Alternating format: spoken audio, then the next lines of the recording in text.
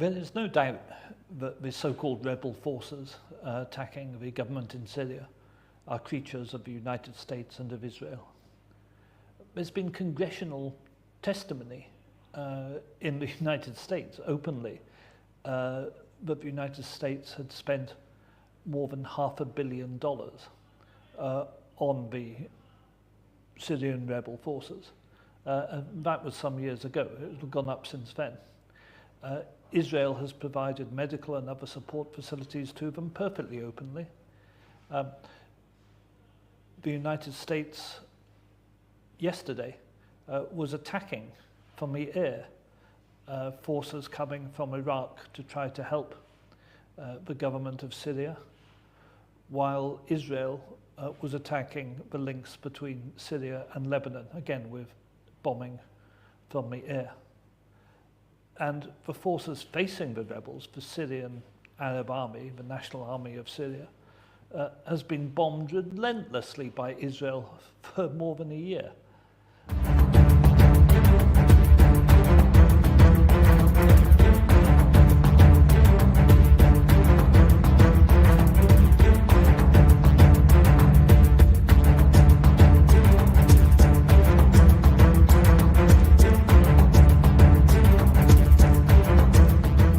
Welcome to the Daily Wrap-Up, a concise show dedicated to bringing you the most relevant independent news as we see it from the last 24 hours.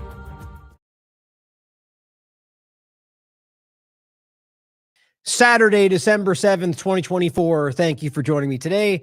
I have a really great show planned today, a really great mix. My favorite way these shows come together sometimes, where like I discussed yesterday, I'm going to be focusing a lot more on foreign policy today. There are a few things that I put together to start that I want to make sure we address, some follow-up, or rather, follow-up from yesterday's show, and other things that I think relate to some topics we're not going to get too deep into that I wanted to start with. But overall, we're going to get into what's currently going on. Primarily, the focus turned out to be more so Syria, which clearly is a very interesting topic that I think right now, if you guys watch this show or any of what I would argue are objective, nonpartisan, independent media, you're probably well aware of the general the reality of the situation long before this current iteration of it. The idea that the proxy elements we're discussing, whether moderate rebels or literally Al-Qaeda or ISIS, are proxy elements of Israel and the United States. As I've been really harping on over the last so many years, months, more specifically, we have to stop shying away from being honest about these things, like acknowledging what Zionism truly is, like acknowledging what Israel is in its origin, the reality of these things. And that's not against Jewish people or Israelis or anybody. It's just the truth. It is what it is. And in the case of U.S. foreign policy and the creation of the many different iterations of it, from Al-Qaeda to ISIS, and what we've seen in fractured elements around the world, these are creations of the United States and Israel. That's so incredibly important to understand. And so, and that doesn't have to mean that everything everywhere that happens under that banner or elsewhere is their responsibility or fault, but there is accountability that has to be acknowledged. And so when we talk about Syria today, that's one of the central parts of this. But we're also going to talk about what's going on in Gaza, what's the developments in this area. But as I said, to start, what I like about the way the show developed, how it developed today, is there's a few different parts that I wanted to intertwine that relate to this, whether it's about the tech infiltration, the Greater Israel project, which is a very public element of what's going on that doesn't get discussed by Western media, or the idea of, as we mentioned yesterday, the flashback to Hillary Clinton being caught on a leaked tape discussing how they should have, or if you could decide for yourself on what you'll hear what I'm trying to decide right there, but rigging the election around Hamas in 2006, or the elements around the cybersecurity element. I think most importantly, how Israel and Mossad, Unit 8200 in particular, have infiltrated tech all around the world. And we're going to show you different examples of this as it relates to the different parts of the conversation we're having today. And it is undeniable and important to what we see going on, especially with the packed to the hilt, Zionist, Israeli-focused, Israeli-first Trump administration. So we're going to start today with a couple of shout-outs that I wanted to make sure you guys didn't miss. And I'm really excited about this one upcoming in Mexico. This is the People's Reset, Mexico 2025. So Derek put out a recent clip on this that just kind of, it's really highlighting the past. speakers, different things they discussed. And I really hope you guys will take the time to immerse yourself with what the People's Reset is, formerly known as the Greater Reset. And he just shouted out saying, looking forward to a lot of us being there. I'm really looking, this is going to be, and I shared this recently, and I really do believe this is going to be an important one. You know, as I think over the years, especially during the COVID timeframe, I got a little bit rallied out, or, you know, you get a little overwhelmed with how many of these you're seeing. And I think right now, largely, I think these have diminished in how many we were seeing in general. Maybe I'm just missing them, but I think this is an important time alongside the rise of what we continue to see, the Great Reset through the Trump administration and the technocratic push and the Zionism overlap and all these different things. It's a very important time for us to not just like the reason the Independent Media Alliance came together. This is something that's important to not just point to, but lay it out alongside the push of what they're driving you toward. So we can say, you know, and maybe even still you gravitate towards the Trump version of the Great Reset or whoever rolls it out. And that's your choice. But I would argue people don't realize there are alternative paths to what they present as the only solution to save everything, even though neither of those things are true. So make sure you check this out, and I'll be there speaking and looking forward to that. I also want to do another shout out for what I mentioned yesterday in regard to BitChute now supporting The Last American Vagabond. And this is a platform that, as of all the ones out there, has seemed to consistently stand by the idea of absolute free speech more than anybody. And I wanted to shout that out because, as I said, they're now supporting us, which I really want to make sure we lean in to the platforms that support TLAV, as well as support the things, not pretend to support free speech, but actually support free speech. I don't know if you guys noticed, but the actual website has been revamped, has changed. And you can see on here, we're getting pretty good engagement. Last so many shows, you know, this is one of the interviews, by the way, that usually get less. That's got about 6,000. 10,000 on the one that is about Trump administration and the technocratic Zionist coup. I'm getting some good reach on this platform in general. So make sure you guys are following us on BitChute. Make sure we're continuing to support the platforms that support independent media. And there's also a way you can support TLAV through what they have now is called PayShoot. Now, a lot of these, like this one in general, these are very in early development. So they're still building and adding. And so as it gets built out, I'm sure it will develop to be more, like my point is it's very preliminary. So just keep that in mind. And like anywhere else, or I shouldn't say it like that, but like the other ones that are like this, like for instance, a Patreon that kicked us off their platform for telling the truth, they have different, I have it set up to where there's different levels. So if you'd like to support us, here's a way you can start doing that through BitChute. And you can do so with their, and I would make sure that this is up and running before we start doing that. I believe it is effective at the moment, but the bottom line is it's the same way you have to essentially use their tokens to do so through the website. And then I can use them to cash out and support TLAV and so on. But in any case, support TLAV through this or others and continuing to make sure we support the platforms that support us. Now, I had a great show yesterday, which I really did think was important for a lot of different reasons. We discussed the update on the dioxin conversation where Scott Smith has said, based on his results for the dioxin conversation, it's more than he's ever seen. It's sadly exactly what we were worried about. We discussed the different parts of why that's important. We discussed Bovier and the methane suppressant and the risks around it, which, I mean, even I was aware of the previous discussion. We talked about the actual technology mask stuff they were using in ZELP, as well as the other methane suppressants that Bill Gates was financially involved in. He supports all of these as ideas. I don't believe he was financially supported in this one. My point was you could probably find in many different side ways they could do that if they didn't want to make you see it. The point was that I went into this knowing these things are like, we don't want this in our food or our water or our milk. We do not want that. But then came the peer-reviewed science, like usual, showed how this is pretty crazy, showing that there is residual overlap. Now, it doesn't mean that it's as damaging as it would be if you drank the stuff that's in what they're putting in there, but it does mean there is damaging overlap because 3-not being the main chemical is not for human consumption and does, in their own report from the FDA, cause reproductive issues. Another peer-reviewed study found that it shrank the size of ovaries. These things should absolutely matter, even if you're getting 1/100th of that problem. And so, and especially when we're talking about something that we don't need to be doing, as even I forget her name, Shiva from India, I forget her first name, made a big point about this, that the methane coming out of the digestive process of cows is a part of a larger process. I mean, make sure you watch it. It's just incredible that we continue to be led by the nose by the very people who, by the way, and it's coming through both sides of the partisan illusion of our government. But it's damaging, it's dangerous, and it's out there right now, as well as the very important conversation of Elon Musk's U.S. government spy satellite network with the U.S. National Reconnaissance organization. Is it organization? And the NRO. It's a very shadowy, if not the most shadowy government organization that is basically supplying intelligence and surveillance for groups like the NSA. And Elon Musk is personally working, well, through SpaceX, but we know how these things run, at least how he presents it, working with the U.S. government under Biden's administration. Multiple contracts to build out what they're telling you is a spy network. And they quote the guy Scalise, who's talking about this from the NRO, says, quote, "You can't hide," as well as many other very ominous statements about how they're building a network so you can look anywhere at any time, anywhere in the world. I don't care whether you think that's for a good guy reason or not. That's terrifying technocratic panopticon stuff. This is what we've been warning about. And it happened under Biden's administration with Biden's government and military. Point is, it's all the same thing. That's what we've been trying to show you. But there are some things I wanted to overlap from this show that we briefly discussed, which was a part about the COVID-19 conversation and the COVID Select Senate Committee, or whatever it's called, the Senate Select, Senate Subcommittee Select, whatever it is. My point is, it's kind of being facetious. The point is these things seem to be so, as Brad points out, so incredibly irrelevant and really are mostly covers.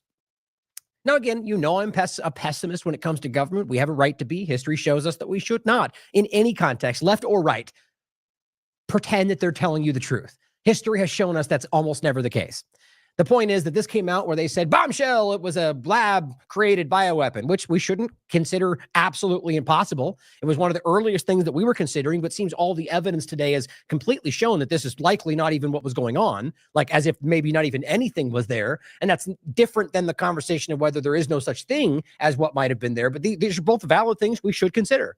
The point is that the evidence is pointing away from, in my opinion, that this was a manufactured bioweapon that got used or released. As I'll show you in again a minute what David Icke also said the other day. Well, then why was flu combined with pneumonia? Why were they using PCR false positives? Why were they killing people in hospitals to make these numbers? I mean, there could still be those two things can exist in the same conversation where they made it to be weak or whatever. But you can realize that on the incline of the injections that were given, that's where the death really started. So you could argue the injection is the bioweapon, but that's not what they're arguing. The committee argued that it was the random virus that was the bioweapon. That's what they're concluding.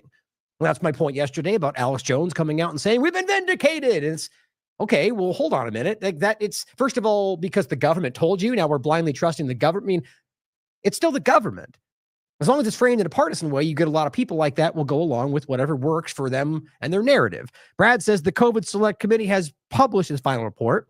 You don't need to read much of the report. I recommend you do, but it says you don't need to read much of the report to realize it's a sham. It says that they list some key findings in their letter. Several are highly problematic, but number 3 shows the extent to which they'll lie about their crimes. This fake committee, just like the Warren Commission, 9/11, or many others you can point to, exists to create the illusion that the government had conducted an investigation and owes the people an official report. Yet they refer to the treasonous Operation Warp Speed as a tremendous success. You see the point? And see, this is a perfectly laid out trap because then you've got Republicans who don't want to admit that that's the case, but then somehow try to argue that they're fighting each other. Like the very people that just told Trump that his thing was a success, which is a huge, if you really wanted to legally go after somebody and destroy their life like they claim they're trying to do to Trump, well, there's your opening. You killed us with a shot. Like you could make an entire case around this, but of course they're on the same side when it comes to this very clear operation, which is what Brad has been knocking out of the park for a long time, that this is an operation. And he says the criminals who ran this commission are telling the public in an official report that they can kill, injure Americans, steal their wealth, and deprive them of their rights with impunity. This report is just a limited hangout to cover the willful, deliberate treason executed against this country via the COVID op.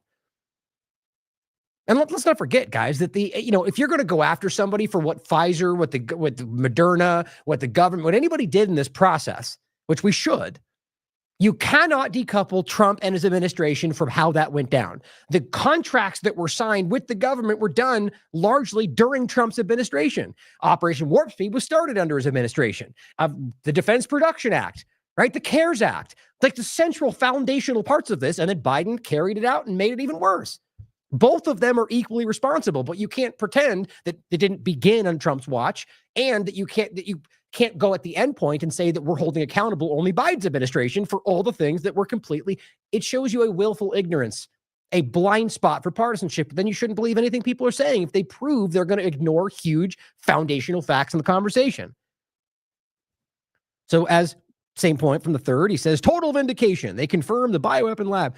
And same point. David just goes, well, what about this? What about that? How about, and he makes the simple point that he's doing this because it works, because it, as it says, it do its job without any, it's amazing that streetwise, in quotes, people will believe anything so long as it confirms the narrative they've been pushing year after year. Now, on that note, the point is that on the heels of this happening and Trump's pro Operation Warp Speed, but, bad guy virus thing out there still, right? Fears of mystery Congo disease already in America as Ohio hospital quarantines African traveler. Will this now, just as I've been saying, let's not do their work for them. Let's not overhype something that we know that they could use, just because that's part of the whole point, is they use these things to hype our fear, which then continues to drive their narrative.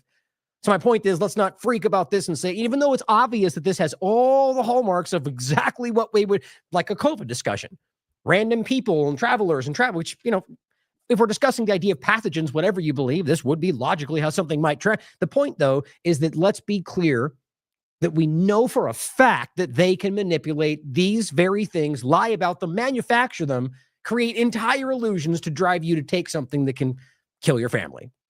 Now, it's harsh to say it that way, but that's the obvious reality. Let's not mince words about what we just went through. And so here, I think it's interesting that we're having these things all start kicking out. And I'm only going to show you a couple, but I know we're sensing it. I've started to see a lot more of this rumble back around. Now, of course, it's easy, and I've already seen it floated around from the partisan game to say that this is happening because the Democrats are doing this against the Republican. There's just no way to argue this stuff anymore.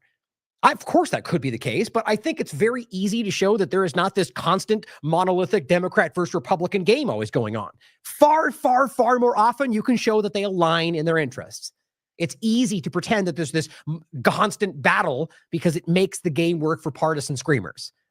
But there is sometimes that works out. My point, though, is that if you can't see this or consider that this could be the larger agenda that is beginning now because they've got people going in the right direction, you not considering a possibility is just as bad as ignoring something and assuming in the wrong direction. This is the other point. This is from the 5th of December. Bird flu virus is one mutation away from binding more efficiently to human cells. I was just talking about this. Like, I'm not a virologist the point would be that I don't fully understand the idea of how you could tell whether you're one mutation away. I guess I would argue that I can see how that scientifically would make sense, that you could tell that it would be closer, I guess. My point, I guess you could argue that there's certain kinds of changes that would make it likely to be more efficient with human cells. You see what I'm saying? But to say that we're one away, that seems like a propaganda tool. You could say that it's getting close. How would they know that it's one mutation away? I mean, you get what I'm saying? Like, it just seems like a little bit of an over propaganda, which, surprise, surprise, that's what they've been doing from day one, or as far back as you can look. The beginning COVID narrative, if you look at some of the things they were saying or during that process, is cartoonishly stupid, on top of a very stupid lie on top of lie narrative. But here we are where they're saying, here comes the bird flu. Now, don't forget, we've already been talking about this. This is from the July 28th discussion where they made bird flu an emergency declaration, or flu in general, as it broadened out to be. So it's very easy to see how this could spin out into something under Trump's administration as well, and how easy it would be to blame anybody else. That he's just responding to the thing, which is exactly the game they told us about last time. He was tricked. But yet not possible this time, apparently. Well, Mr. User points out something. All of this coverage of the United Healthcare CEO being killed, Hunter Biden's pardon, and Trump's new admin picks, they're arguing, interesting consideration, that's being used to distract from other news, which is always something you should consider.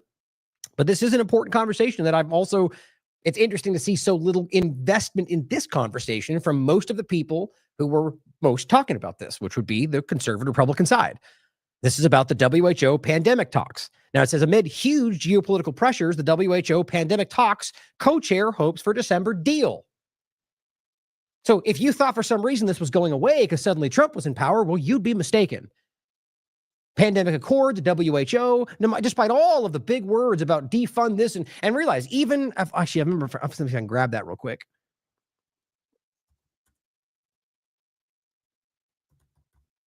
That's not popping up. The point was that, remember, during Trump's administration, they played, it was Gavi, I think. The point was that, remember, Donald Trump, under the guise of defunding WHO, ended up funding Gavi. Here it is. Which, by the way, it wasn't even doing the math. If you just took a second to think about it, more ended up going to the WHO. As we entitled it, Derek wrote the article, Vaccine Bait and Switch. As millions pulled from WHO, Trump gives billions to Gates-founded Gavi, who then far more than what he was giving the WHO ended up going back to the WHO. They knew that, and it was easy to prove. They played you like they've been doing the entire time. So I'll include this, obviously. Oh, that's interesting. Last time we talked about this was almost exactly the same day last year. How funny is that? Now, what's interesting, oops, I didn't want to remove that. Save that for you. Is that now we're talking about the progression of what we see as one side versus the other. Or at least that's how it's presented in the partisan world, even though that's obviously not what's actually happening. As Shannon Joy rightfully pointed out, are you effing kidding me? Big pharma company, Eli Lilly, which don't forget was the guy's name? One of Trump's people on it was the guy that was talking about, he's on record saying he was trying to get Trump to talk about COVID and all he wanted to talk about was vaping. I forget the guy's name. He previously was a rep for Eli Lilly. So interesting overlap there. I think there's more to it. But he goes, the Eli Lilly, the pharmaceutical company, announces a historic $3 billion expansion of Kenosha, Wisconsin manufacturing facility after meeting with Trump in Mar-a-Lago. Quote, today's announcement represents the single largest U.S. manufacturing investment outside of our home state of Indiana. Trump and RFK, of course, dined with the company's CEO Wednesday night. Because that's normally, just yesterday we went over this in depth. Every one of these, the vast majority of the main people in his administration are invested or some tangentially connected to the mRNA industry. The obvious with Elon Musk and Vance and Thiel and Vivek, and they're all right there, guys. And most of them, like this, are not even trying to hide that. They're in fact leaning into the very direction. Trump was just talking about how we need mRNA shots for cancer. And by the way, he still tells you his warp speed thing was the biggest success of his career. Here we are. So as we're talking about all the other conversations, and we have this WHO pandemic accord, or rather specifically the pandemic talks, that's what it says here. The process of negotiating a pandemic agreement has days, not months left. This is November 21st.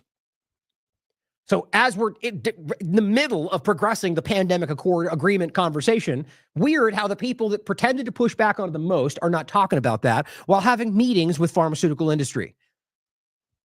I don't know how much we need to show before people start calling this stuff out. As Chief Nerd shared, Scoop, Trump, RFK Jr. dine with Pfizer and Lilly execs. And of course, it's easy to spin it out to say, well, they're trying to talk to them. I mean, what? Convince them not to give you murderous shots? Convince them to make it a little less murderous for your family? I mean, you realize how ridiculous it is to pretend like you're talking, like it's like trying to talk to a murderer and pretend that it's not crazy that you're trying to dine with a murderer because, well, you're trying to ask him not to murder as much. He's still a murderer, and that's crazy. And it does not make any sense to pretend like you can just talk him back from being like these people are guilty. So too is Trump, by the way. So let's be real about that. So my point is highlighting what I know is going to be the narrative. They're just trying to work with him to make it better for all of us. Yeah, I certainly hope so. But you don't work with a criminal. And it says President-elect Trump hosted the chief executives of Pfizer and Eli Lilly and Pharma Wednesday. That's crazy. At Mar-a-Lago, where they discussed how the public and private sectors can collaborate on finding cures for cancer. That's mRNA, guys. They are literally leaning into promoting, working with Pfizer to make mRNA shots. Who could have possibly guessed? Well, a lot of us. And it says Pfizer CEO Albert Bourla, and literally with Albert Bourla, we're at the dinner. Steve, and then, can you know how many things that RFK, for example, has said about Bourla? Represented the industry at the table. Trump's incoming chief of staff, Susie Wiles, also attended. I'm willing to bet she put it together. Now, interesting how Chief Nerd doesn't have much commentary on that.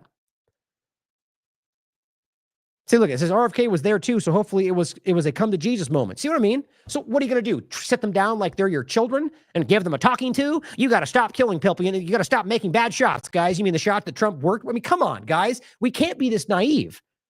It says this is the look RFK was given throughout the dinner. I mean, these people just are so blind to what is obviously right in front of them. So because he made a weird face, we're going to pretend like this is not crazy.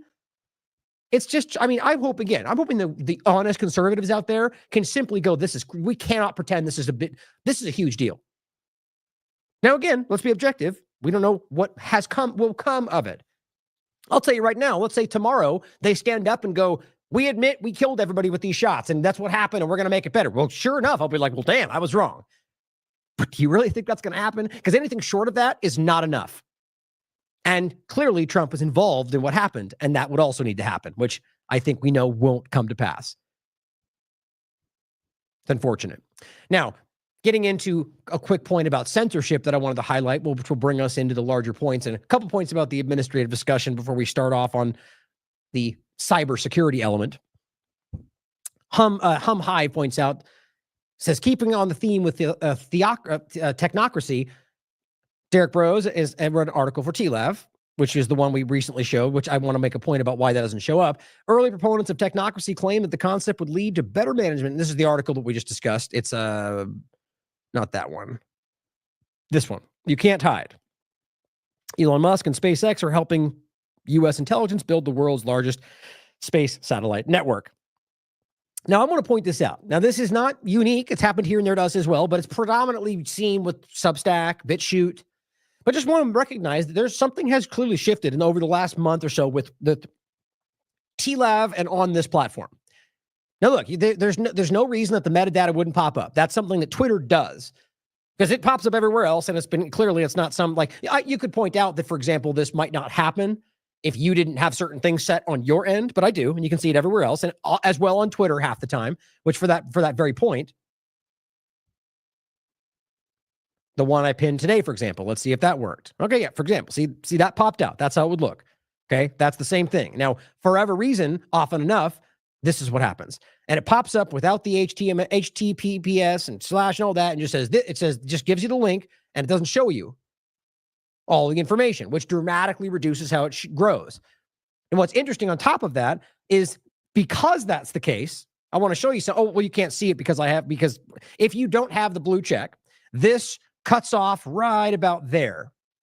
So you can't see everything. It goes ... and doesn't show that link. So here's what's interesting. If the metadata had popped out, even though it cuts off, it still shows the metadata. Now, this is a small point, but realize these are the kind of suppression tactics that are reducing the flow, and you take that times, 100,000 of those kind of suppression tactics subtly laid out all over everything, and that's how you control the flow of information. The point is that this doesn't get seen. Most people don't have access to that, can't even click the link unless they have a blue check, which my point would be if it was normally engaged with as the metadata, you would see it regardless. That's not by accident. And I simply highlighted this saying, of course, Twitter hides TLAV link info, so it does not show at all for most. I take it as a badge of honor. And this to show you what I mean, this is how it pops up if you don't have a blue check.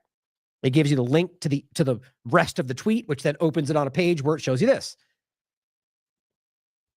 But you don't get to see that ultimately unless you've got my point is it's about suppression. Most people don't even make it that far. Here's another example of its direct censorship. Now, again, I don't know this person. I don't know what my point is that to be clear about this, and I do know based on talking with Plant Angels here that this was a conversation about earthquakes and possible overlap with that. And she points out that he just got suspended after posting something, exposing geoengineering and HARP. So I reached out to her. I wanted to check this out for myself. And so this is the account. You can see it is suspended. Here is the one it was discussing. And this guy's responding, saying, look at Honolulu right now. It looks like they're initiating a whole storm that's going through the point is they're talking about geoengineering and people engineering earthquakes. And you could, whether you think that's true or not, the point is that Twitter literally just censored this platform for making a statement about what they think is happening regarding earthquakes and geoengineering and HARP.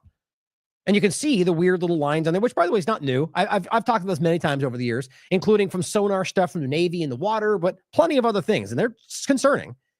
But I just think that's important to highlight. Guys, there's so many of these smaller accounts that just don't that nobody sees it. They don't have any reach. Nobody cares. They just fall in the background because they know they can get away with it. Now, maybe you think that's okay. That's up for you to decide. But we cannot pretend that's free speech because it's not. That's censorship. Selectively applied censorship. Now, Jones is also pointing out that Trump said he's pledged to investigate the deep state's role in online censorship, which is a meaningless statement, especially since he's packed deep state into his cabinet right now, or working with most of the people that are already doing that. It's just this game they play where what they read that as is Democrats, because that's the level of intelligence of the partisan conversation. But as David Icke says, will that include his promise to censor criticism of Israel on college campuses, which he's explicitly said, under the guise of anti-Semitism? Will it include all of the Silicon Valley censorship that happened under his watch during the COVID hoax, which he did nothing about? Yeah, see, it's so refreshing to have somebody who can just point out the facts that are objectively obvious, not play the partisan game of acting like you're somehow fighting for the other side because you point out the inconvenient truth. It's very frustrating, but it's everywhere. But as long as you scream the deep state and say we're going to look into it, apparently it's easy to manipulate people that don't want to see the truth. Now, same point here, by the way. I shared our IMA discussion on cabinet picks and proposals, and you can see right there, same thing. Doesn't pop up, no information, which dramatically reduces the engagement. It's a constant point. Or this was happening for half the day the other day. This is my point, though. This to me is demonstrating, I think, an overreaction or maybe a glitch within their censorship. But I was trying to post my article, and it was coming out like this. I tried it 4 times in a row, and this one's different because it wasn't. This wasn't just reducing the metadata. You click this, and it's a dead link because it starts with TAM. For the podcast, the link says it starts with the letter T. TME. It says TAmericanVagabond.com, and you click it, and it goes to a dead link. It took me. My point is, this is not by accident. This is happening constantly. There's only so many people that can point this out. As well as the fact that on our live stream on Syria, right when it was most important, this is something Vanessa and I did on the 1st, or maybe it was the day before, and it was very important because we're still talking about Syria today, and this was in the cutting edge of the conversation. And I will prove to you how obvious it is that Israel and the U.S. government are actively involved with what's going on there. And I don't think we need to mince words about how obvious it is that Twitter and Elon and Yacarino, working alongside the ADL, are actively censoring for Israel, working with Israeli bots, using Authentics to verify and steal your biometric data. Guys, this might as well be an Israeli operation from this platform. My point is, all that aside, whatever the reason we started talking about this, and I thought it was very obvious that none of these were popping up. You can see the window for what we were doing, the on Twitter streaming, which shows the video streaming on your feed. And yet, for whatever reason, none of them were showing. And I simply said, hey, is there a reason why they're not showing? And of course, they never popped up. And you can see them. They're there right now, most likely, for what I'm doing today. Selectively applied. Of course, all of these could be glitches one after another. That is always possible. I don't believe that's what's happening. David points out for himself, the shadow banning of his page with almost 700,000 followers is now so blatant, it's laughable, he says. Scan the post and you'll see. And you do it for yourself, you'll see. It's very obvious. The point is, for this one, 114,000 views. But I would argue, you could maybe argue that would make sense. I don't know what it is, but as I've said before, there's always a general, it's not always the same, but there's an average you can expect. If you've got so many followers, you're going to get generally so much engagement. And it fluctuates depending on the interest in the topic and what's going on. But you could expect a certain amount. That's kind of the usual dynamic. You'll see for a lot of these people, myself included, by the way, which we have almost 70,000 followers now, you basically zero engagement on some things and a lot more on others. And his point is, you can look, weirdly enough, whenever he's talking about very specific topics, it's almost like he's not even there. We're talking about David Icke here, guys. I hope the point is clear. There is obviously censorship on Twitter, and it's very selectively applied and very ominous. I'll include the thread of Trump endless amount of times telling you exactly what David was saying, that he'll censor you for Israel under the guise of anti-Semitism. That's your free speech that they don't care about. Now, Vanessa, as we'll get to later in the show about Syria, also pointed out that she's being censored because she's talking about Syria. This is my point. I think that's what happened on the post from her before. She says Twitter is stopping many of her posts. I haven't seen this, actually. Apparently, there's a couple tweets below they're saying it's happening to me, too. They're stopping many of her posts, she says, multiple times, and then dropping them in drafts. She goes, free speech. I'm not allowed to upload videos exposing the Zionist Turkey-U.S. triad waging war on Syria. They won't let her upload videos, at least at this point. And she goes, Elon, terrorism apology again. Why do Al-Qaeda and ISIS have Starlink as they are boasting? Don't forget that. We're talking about, and we'll get to it, because they're a proxy of the U.S. government.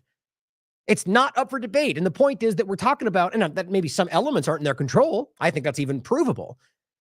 But as we can prove that they're giving Starlink, and I made this clear, like I think in Honduras, for example, I believe that's leading to something. Starlink for Ukraine, not for everybody in Ukraine, but for the Ukrainian Nazis. Starlink for ISIS and Al-Qaeda, as long as they're fighting Israel's wars. He's a military contract for the government. Currently Biden, but Trump coming. And this guy simply, Greg says, I'm experiencing the same. Ever more frequently since free speech election, interestingly. Look, and this is what they get. Oh, look, that's funny. It's on, you can see my post back there. It's saying, we're sorry, we weren't able to send your post. Would you like to retry in drafts? And of course, that can happen, right? Maybe you lose connection. But what you'll find, and what she's highlighting actually, is that they're actually dropping them into drafts. But you can, it'll, in some cases, make it appear as if it's posted. I've seen all of these things. It's just so crazy how much this is going on. Now, in regard to the party and the administration conversation, what I can't stop seeing, like we've seen from the before, I was joking about this yesterday about why they can't at least consider whether they're watching a Democrat coup of the Republican Party while every one of the leading part of the administration are all 30 seconds ago Democrats. I find that hilarious. But it says, here we are. I wrote, here we see the Uniparty currently pulling out all the stops in order to get us calling for our own subjugation, to call for our own technocratic control grid. You know, the good guy one, of course. And this is Bernie Sanders suddenly saying Elon's a very smart guy and RFK is right about our unhealthy. So how many Democrats beginning to go along with the Republican direction before we go, oh, guess what? They're all doing the same thing. Now, the narrative to make this make sense is that it's just, they just see, they're seeing, they're making sense. They're seeing the truth that they're right. And we're going to yeah, sure, maybe. But then realize that he was half a second ago saying the exact opposite, like everybody else in the cabinet. Vance calling Trump a moron before he gets elected on a dime changes. Vivek, Elon, RFK, every one of them calling Trump bad names before suddenly being in power. Now they're the best friends ever. We are being played, and it's the most obvious thing I've ever seen. Alex Jones, again, pointing out, to make my point, Jeff Bezos, Bill Maher, Mark Zuckerberg, Senator Fetterman, right? Hardcore Republican supporters. Well, apparently, and other leftists are defecting to the Trump camp. Come on, guys. How crazy. So if I started this off and I said, okay, guys, in a couple of months, Donald Trump is going to have a cabinet supported by Zuckerberg, the deep state, and your argument's going to be that they just recognize that he's doing the right thing. Like, at what point do you realize how these narratives, well, guess what? Just like Q, just don't make sense together. You can believe them all at the same time, but when you lay them out on a table, they're literally incongruent. They do not line up together. One contradicts the other, and that is straight up what the U.S. government does. And he goes, it's time for leftists everywhere to come to Team Humanity. Team Humanity is going to goose step you right into your technocratic panopticon. As Mark Palaciano, he simply says, is it just me, or does it look like the same swamp that promoted warp speed, locked down the country, vaccines, mRNA, masking children? Yep. You walk down this line and you tell me how any one of these is anything they promised. Any of them. The point is, for the podcast, it's the picks so far. And remember, they have not been actually nominated yet, or actually confirmed yet. And then the same point as we're talking about is they're pointing at all these deep state swamp creature, mRNA supporting Zionist technocrat oligarchs, the worst of the worst. Elon said this yesterday, or a couple days ago. This needs to be fixed. Should be ruled by democracy, not ruled by bureaucracy, which bureaucracy means, to say it exactly as the definition, right? The government chooses, not you, essentially. Oops. And it says, for the exact definition, a system of government in which most of the important decisions are made by state officials rather than elected representatives. Yeah, guys, you know how dumb it is to pretend that's not transparently where we currently exist? But that's what he's essentially saying. And I'm jumping ahead one tweet you'll see in a second. But the point is, Mike Lee is saying, here's what Elon said, refer to the fact that because unelected bureaucrats now make most of the law and control our economy, we've been stripped of our constitutional republic. But then literally calls it democracy up here because that's ridiculous and stupid. They're not the same thing. The point is, you're literally staring at unelected bureaucrats telling you how you're being ruled by unelected bureaucrats. Now, maybe they want to change it for the better. Kind of think that's not going to happen. I hope I'm wrong. But just realize how silly it is to watch the 9th, 10th billionaire be put on his administration, unprecedented, and yet acting like this is going to change things for the better. So David Icke nailed this. I was talking about this yesterday. But so he's simply going, this is bureaucracy ruling what's happening, and we're stripped of the benefits of our Constitution. And he goes, then who elected you?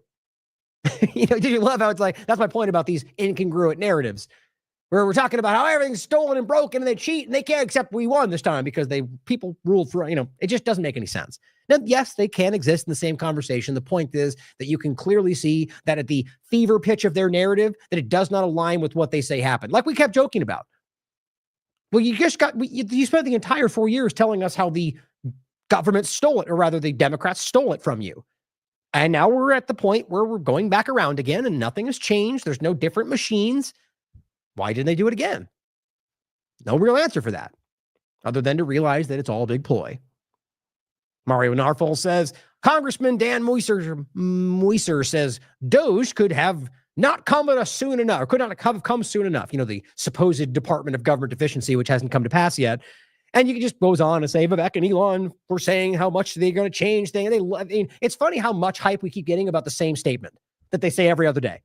We're going to rip this apart and change that and tear it all down. And we'll have to wait and see, won't we? And I highly doubt that's going to happen.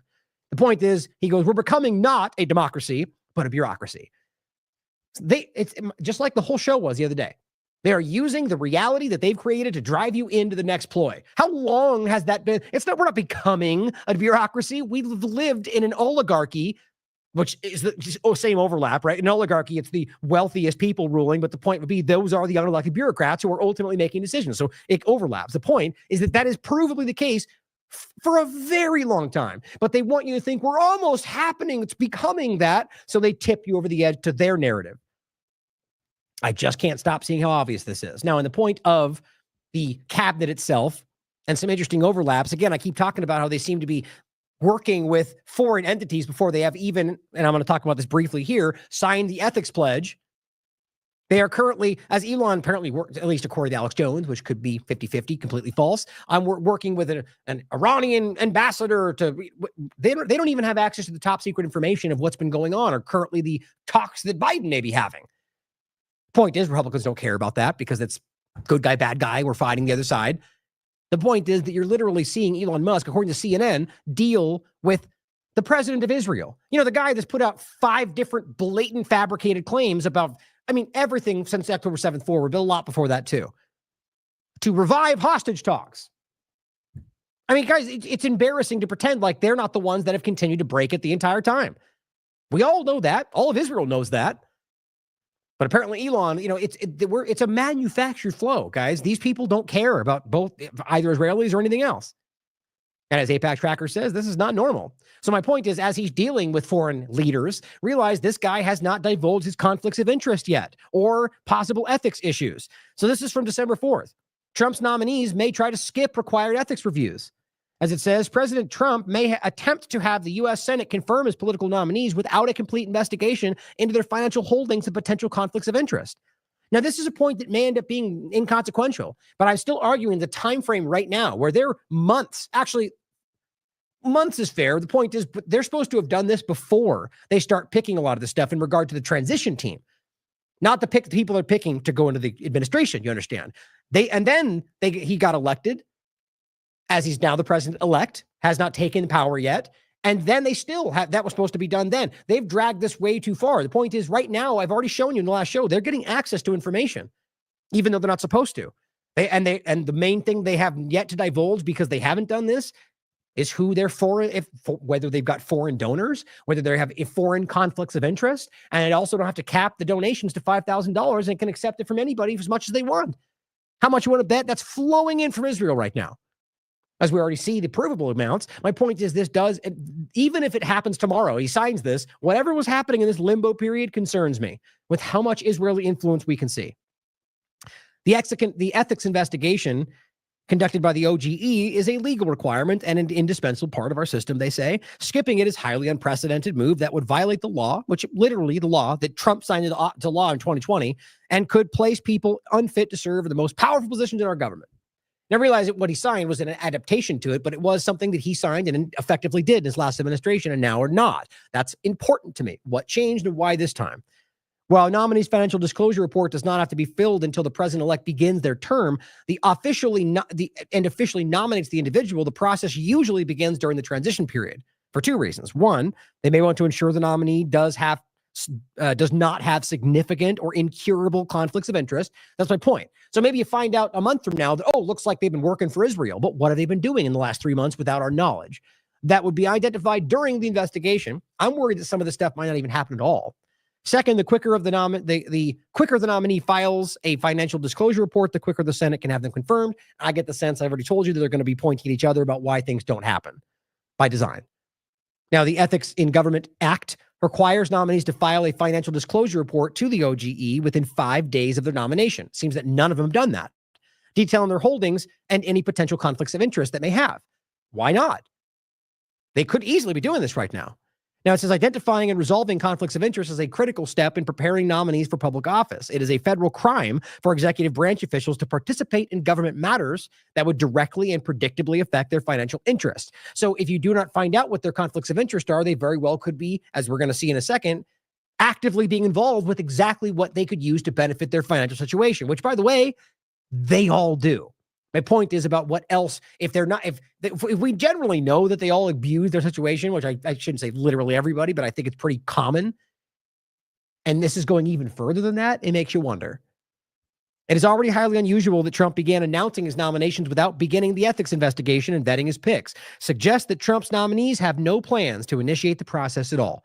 Hypothetical, but it is pretty strange right now. I think even Elizabeth Warren is one of the only people that seems to be screaming about this and saying he's breaking the law, which technically he is. So my point is the same.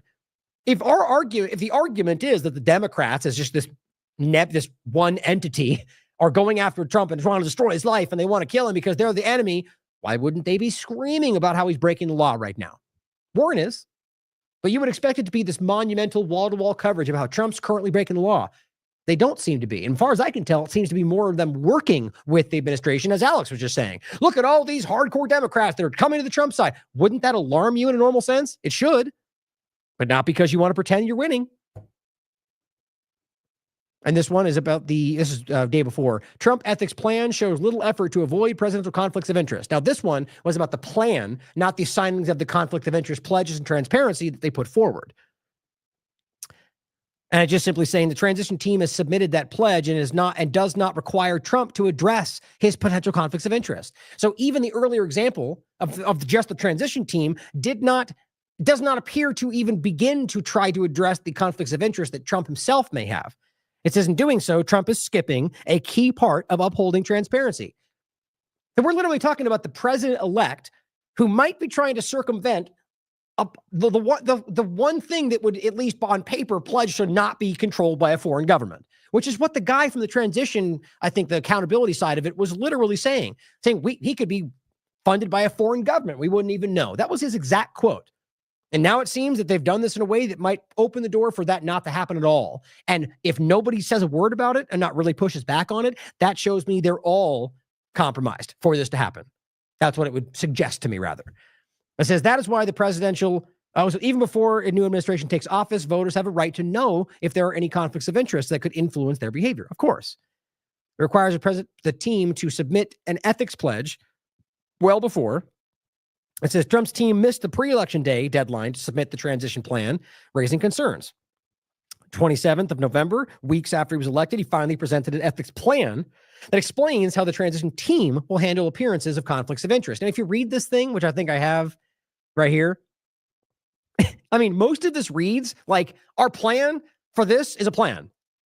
Like, you know how often that seems to happen, that their plan is outlining that they have a plan? Like, that's ridiculous, and it's rife in this conversation. I'll show you in a second.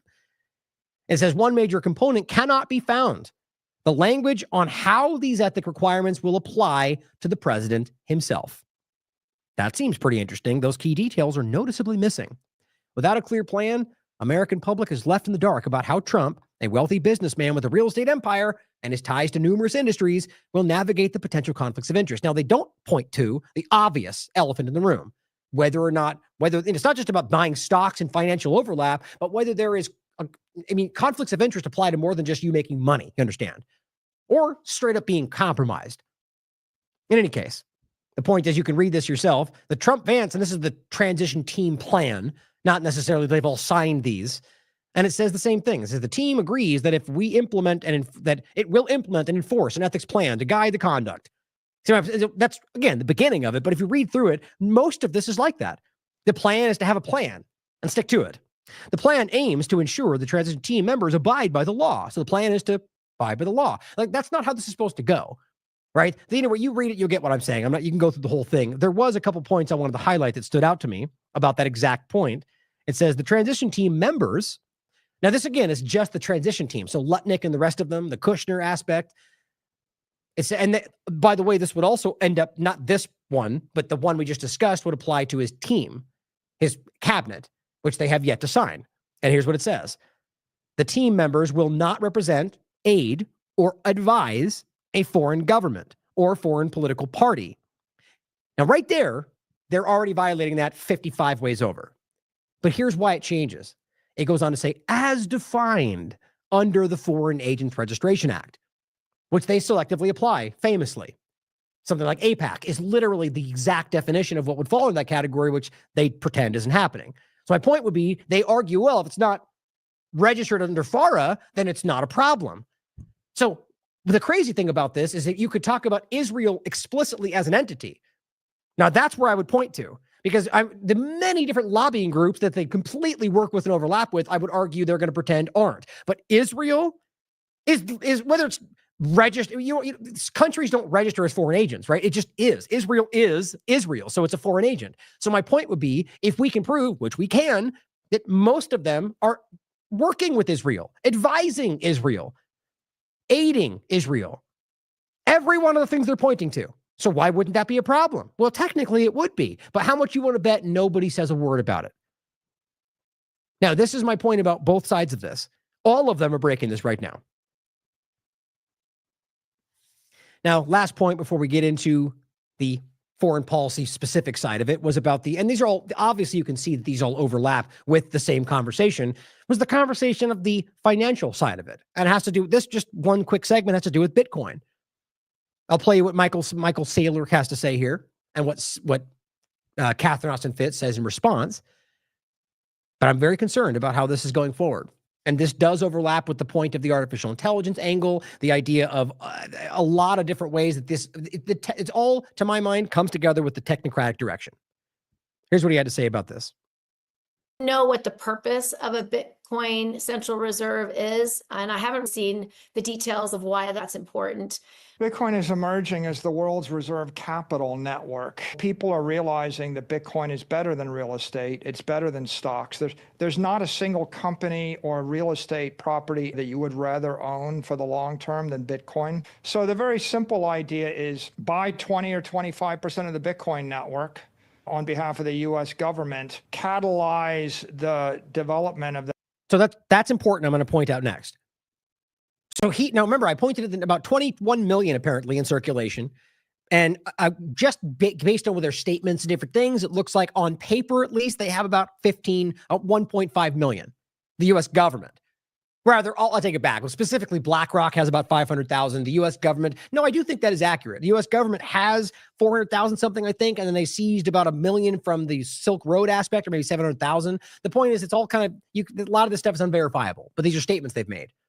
So my point is, we'll come back to it in a second. If he's telling you their goal is to sweep up 25%, and we know that at least provably BlackRock even has 500,000 and probably a lot more through other dynamics, we're going to come back to what I talked about in regard to what is discussed as the 51% attack.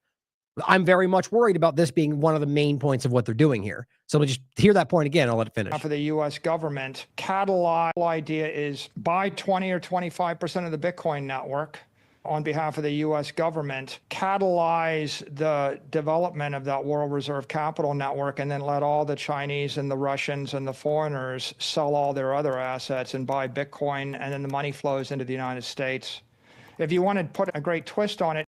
Also, don't forget Catherine's point that on top of the very clear financial direction, CBDC and all of it, that she's saying in the background, you see all of these big movers and shakers, whatever, the oligarchs and technocrats who are using this to sweep up all of the real assets, right? So they're back there buying up all the actual tangible assets while this is happening. And I mean, this is just one in a long string of very clear efforts to consolidate what's happening. We saw this during COVID with the burning of the food infrastructure and the food supply chain, You know, it's just, we can't see this as separate. Obviously, these individual things could be happening separately. My point is to stand back and look at where it's all going.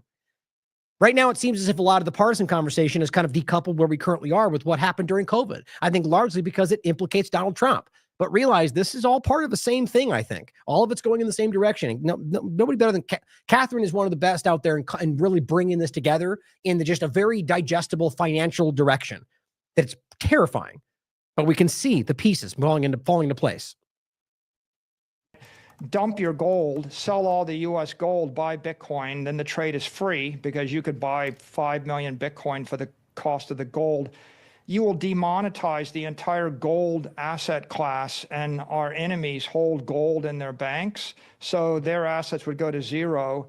Our assets would go to $100 trillion, and we would control the world's reserve capital network as well as the world's reserve currency network. Right. And so this is the whole point. As Trump was threatening BRICS entities from using another currency, Trump is just an element of the government, left or right.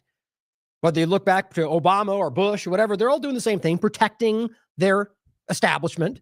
And so in this case, Trump is protecting the US dollar, the opposite of what an outsider would do. And on top of that, what he's highlighting here is the financial terrorism, if you will. Like, it's not the right way to frame it because technically you're not doing it. Well, I'm guaranteed there are legal actions around all this, including seizing Bitcoin from people that didn't do anything wrong. My point, though, is that technically speaking, just the buying of Bitcoin would not be illegal. My point, though, is that they're doing so in a very coercive, manipulative way.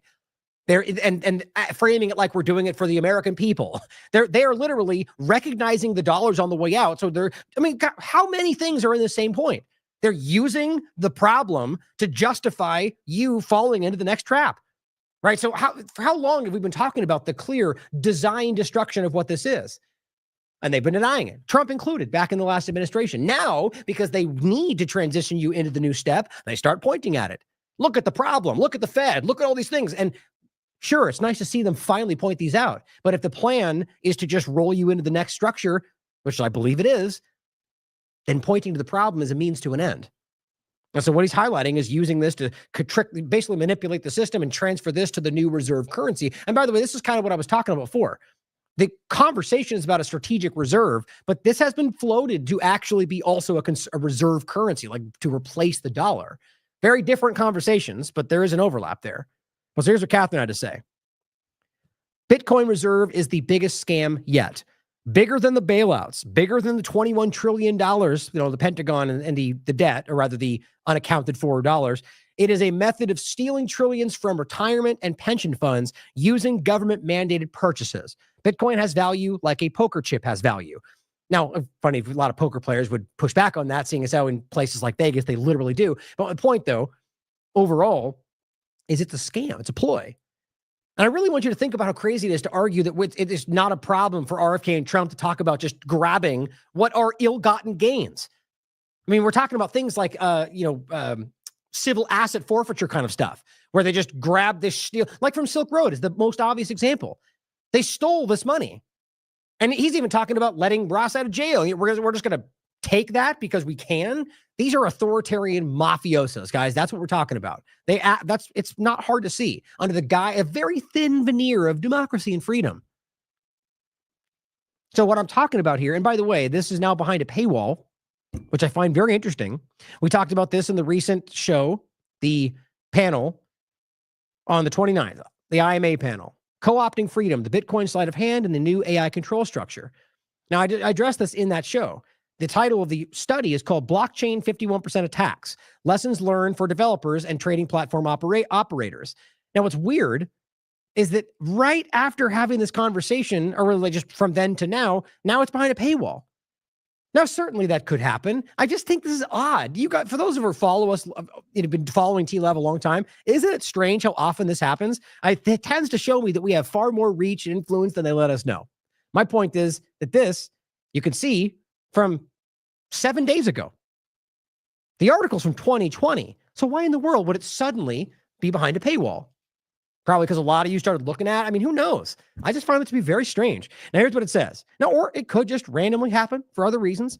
But the point is, it's talking about specifically, it says, once purely theoretical, quote, majority or 51% attacks on public blockchains have dealt participants a reality check. It's saying the fundamental assumption of Satoshi Nakamoto's 2008 Bitcoin white paper can, in practice, actually be exploited to enable double spending, as well as other things. And this is the thing you keep seeing on the white paper for Bitcoin. The system is secure as long as honest nodes collectively control more CPU power than any cooperating group or attacker nodes. So what they're talking about, and here's back to the study, is this 51% attack dynamic. So if he just told you the plan was to buy 25%, and that's not even accounting what they already have selectively, shell company, whatever, organized behind us, we should be very concerned about this becoming especially if it becomes a reserve currency or a strategic reserve, in any case, that can be manipulated so blatantly into the guise that it's more secure, right? So if they're already doing this with BlackRock overlap, Israeli overlap, whatever they're doing, I'm very concerned about them becoming exactly what that discusses, right? No longer honest nodes, that they dishonestly collectively control more CPU power than everybody else. That'd be very easy to accomplish with your Bitcoin and your tax dollars. So consider that. And I think that's where we're going. I'll include this, Derek's article from August 1st, the co-opting of Bitcoin. He's talking about this from the Nashville Bitcoin conference. So he was ahead of that game, and this conversation on the panel. Now, coming into Derek's article, the idea of the satellite network and the spy over, like basically Elon Musk working with SpaceX and Elon Musk and Starshield and working along the most nefarious deep state dynamic, right? The NRO, the NSA, the U.S. government, and the intelligence apparatus under Biden's administration, of course, because that makes it more crazy. So keeping that in mind, and the AI part of this, right? So my point is, don't forget in that conversation, or even the conversation of, a lot of what we've been discussing, they're putting forward the idea that artificial intelligence will be necessary. Like that's what the NRO is saying for the building out of these satellite networks, necessary to make sure that they can use it properly. And Elon Musk is literally all too happy to bring that to the table. This is already happening. So if you think that they're not going to use artificial intelligence to quote unquote make it, under the Department of Government Efficiency to make it more efficient, then you're lying to yourself. It's already in the wings, and Vivek and the rest of them have already floated these ideas. So keeping that in mind, I just think it's interesting because here's another overlap to this. The White House, currently Biden, 8 U.S. telecom providers hacked by Chinese. It's funny, just by Chinese. That's just a funny way to write that. Because I think the point is not the government, there's Chinese people. But the point is, you read through this, it's like anything else you've seen. U.S. officials believe. White House official says. We do not believe. So there's a risk of. It's all completely theoretical and hypothetical. My point is, at this point, with what we know of the past and what we know our government's done, specifically the intelligence community, we should ask whether this even happened. Now, it's completely within the realm of possibility, just like any other government, that China or Russia or anybody would do this. They're all doing this. My point is not to say that it's impossible that they didn't. My point is to say the U.S. government is using this and already will, and so we should be asking whether it's even going on. But you can read through it. They do not believe the hackers access classified information. They don't believe, like they don't even know yet what they stole or did. Alleged Chinese hackers have gone after senior U.S. officials. So now suddenly, during Biden's administration, they're hacking 8 different companies to get information on Trump and Vance, apparently. That seems suspicious to me. Chinese government-backed hackers. So my point is, they went from, we don't know, alleged Chinese hackers to just Chinese-backed hackers. Because they're Chinese. My point is that you read through the whole thing. The FBI began investigating these Chinese hackers' activity in late spring or early summer. So it makes sense that back then, before we even knew Trump was elected, that they were trying to get information on the Vance vice president. These things tend to not line up the best. My point is, what do you think they're going to do to make this better? Artificial intelligence. Spyware firms, the Israeli startups, just to protect us from the bad guys. Let the wolf in the henhouse to protect us from the wolf. Now, Derek also wrote about this on the 30th. Meet the spyware companies preparing to unleash their tech during Trump's second term. 50%, about 40-something%, but almost 50% of the market of spyware are Israeli startup tech companies. Almost all run by Unit 8200 former or current intelligence assets. And the overwhelming amount of information showing that these are weaponized against whoever they want to weaponize it against is shocking. So let's go into that. And this is an interesting conversation. When I dug further into this, one particular company stood out, not even to say that they're the most nefarious, but one that overlapped with this conversation. So what we're going to show you now is something that Ryan Rosbiani showed, and this is an old story. 480 scammers in the Philippines were found. I think this was, here's the actual article. This was 2018. Guess what? They were being run by 8 Israeli nationals. What were they doing? A massive cyber crime operation. Here's the clip. This is from CNN Philippines, and I'll prove that to you next to make sure you can see where it's from. Police surprised hundreds of employees at this call center north of Metro Manila as they entered the building to serve a search warrant. Authorities say this is not an ordinary call center, as multi-million-dollar fraudulent online financial transactions happen here every day. Police arrest 8 Israeli nationals allegedly operating the illegal business. And authorities say the business is extensive. 3 buildings occupied at the Clark Freeport Zone in Pampanga. Operations happening for 2.5 years now, with around 1,000 employees. Of that number, police arrest 474 during operations. Forensic examiners of PNP-ACG were able to extract several digital evidence from all the computers of IDB from the 3 buildings, which proves that it is engaged in a fraudulent online trading activity that involves millions of dollars, victimizing other foreign nationals all over the world. Now, one of the obvious uses of these kind of things, they can become slush funds for all kind of black book operations, right? So you're talking about scamming people all over the world. And even within that, you can use that to do all sorts of cyber activities and bot scams. But on top of that, that money is unaccountable for that point, for the most part, especially with digital currency. And so then they can use this to facilitate all sorts of things, which we're going to get into next, which are, at least historically, much more difficult to tie back to Israel, because usually they deny it, and then usually you get called racist for pointing it out, even though you can prove it, which is like a lot of the stories we see today. Their modus: entice investors in fake stocks or Bitcoin, a digital currency. Of course, Bitcoin. It's too interesting to overlap this. It's just the fact that this happens to be in this story, but I'm telling you, there's a much bigger story around Bitcoin itself and how it's being used going forward. I mean, as I think it was Mark Goodwin in his article argued that this is a U.S. intelligence construct. Now, there's plenty of people in the community that would argue that's not the case, but I think it's something we should very much consider. That doesn't then invalidate every type of blockchain or every type of cryptocurrency. Well, we should consider that. We should very much consider how this came about and what it's being used for. We say daily transactions reach around $1 million. They invite investors through online.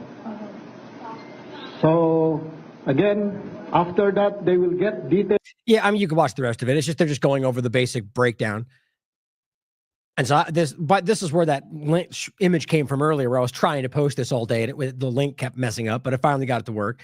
And I just simply highlighted this article, the Israeli election interference and psychological operation industrial complex, right, where this guy was caught admitting on a hidden camera that they were, I think it was like 22 out of 29 presidential elections for the Israeli government that they have manipulated. They're being paid, obviously, for other governments, but they're doing this through an Israeli intelligence operation. This was proved. The Guardian broke this down. It's incredible. Bought armies, and he admits to doing this in the United States. It's amazing how bombshell stories like that, even through the Guardian, get no attention in Western media. Here's the actual article, which, by the way, you can't find anymore. It's gone. From pretty much every location you could try to look it up, it's deleted. Police release over 400 Filipinos arrested in Pampanga for suspected cybercrime. Meanwhile, 8 Israeli nationals are still detained and were charged with syndicated translation issue for the article, estafa, with no bail recommended. It's saying the Israelis were all detained with no bail, and all the employees were released with no further investigation. So it seems clear that they at least suspected this was something that was being run by 8 Israelis. Police on Thursday presented 8 Israeli nationals supposedly operating the business. Now, the story changes when there becomes Israeli pushback, which I find very relevant. So, by the way, here's just CNN Philippines, which you can see if you can look this up. It is a genuine report. So here was what Times of Israel reported. This is back then, 2018, when this happened.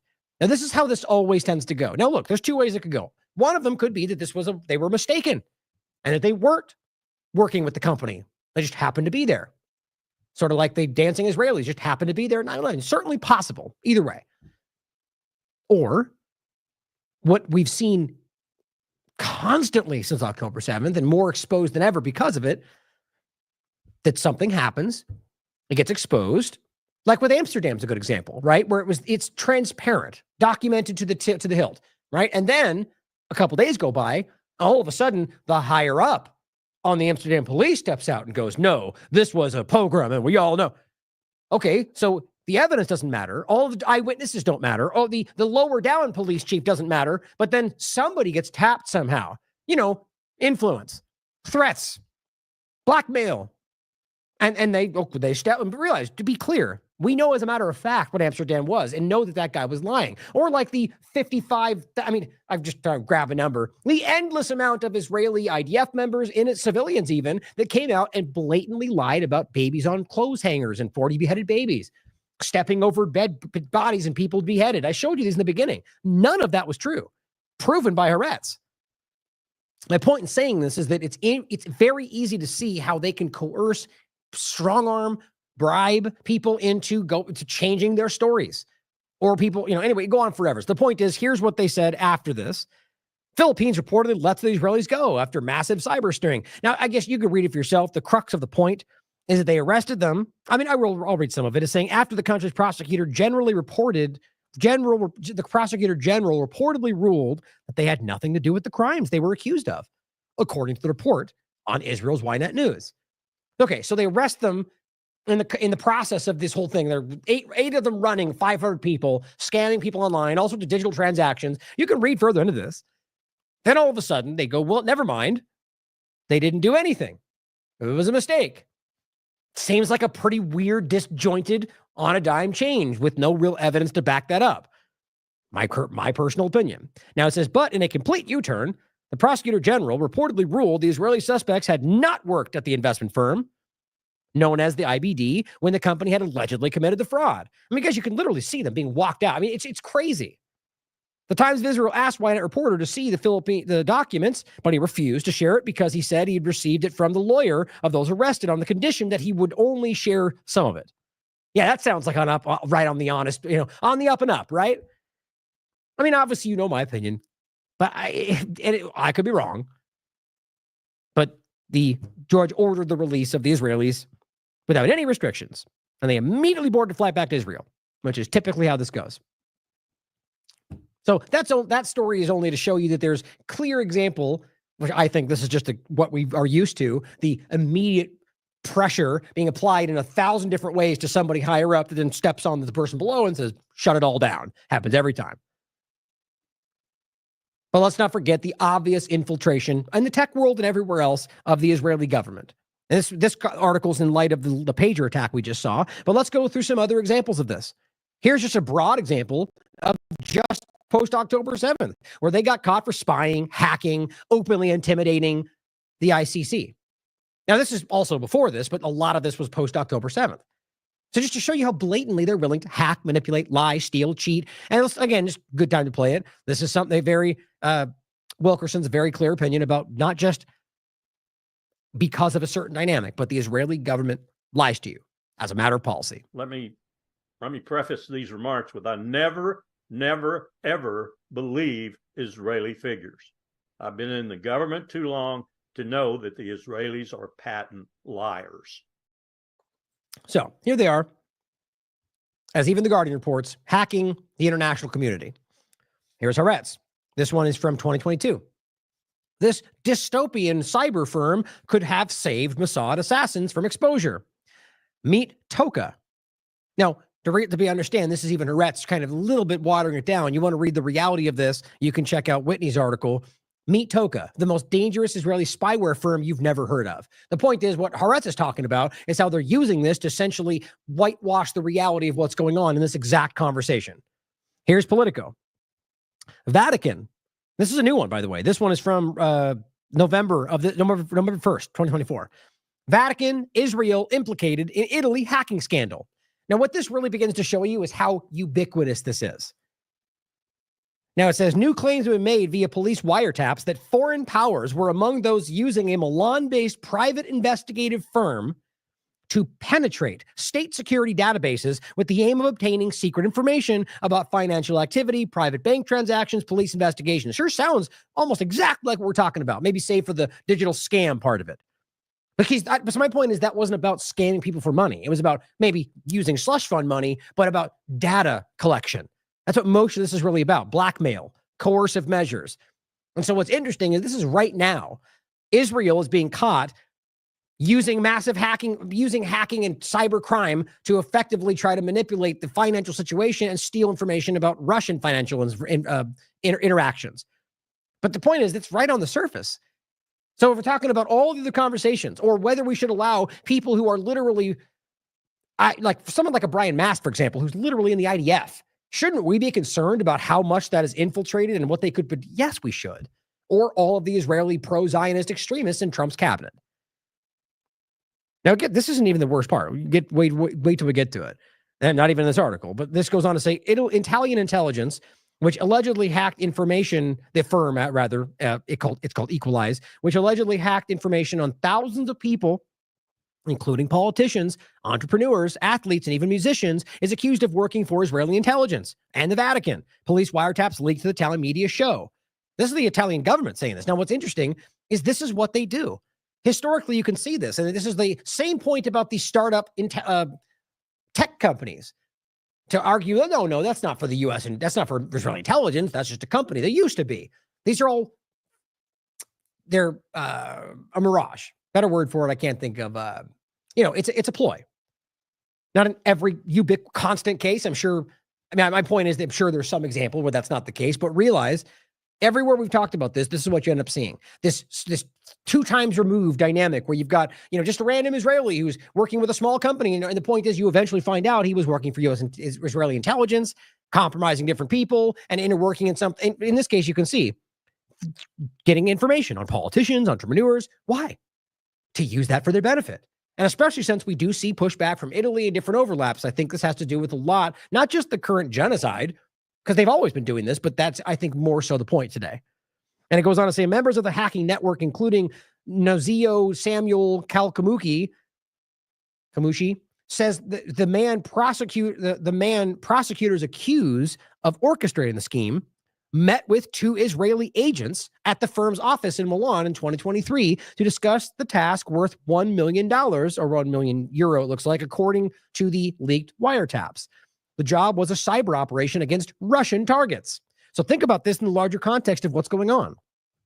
According to wiretaps, the Israelis suggested a partnership to exchange information, offering, quote, all of the original documents from the EU's so-called Cuttergate scandal, which involved allegations that people linked to the European Parliament accepted money or gifts in exchange for doing the Gulf states' bidding in Brussels. Now, of course, I would argue that that's not the Gulf states' bidding, but the entity that is driving through them.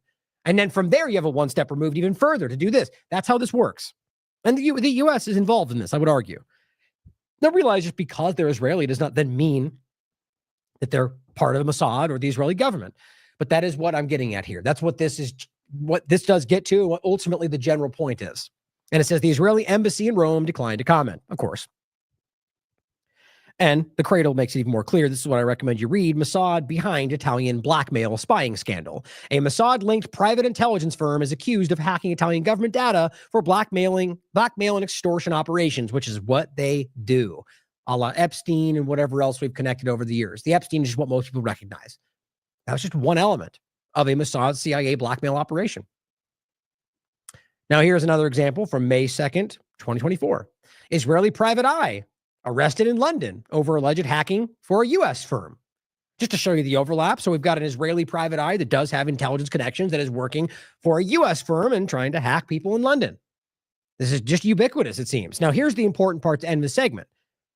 Former Israeli spy chief, and that's what you're going to see a lot of. These former intelligence, as a lot of CIA would say, there is no such thing.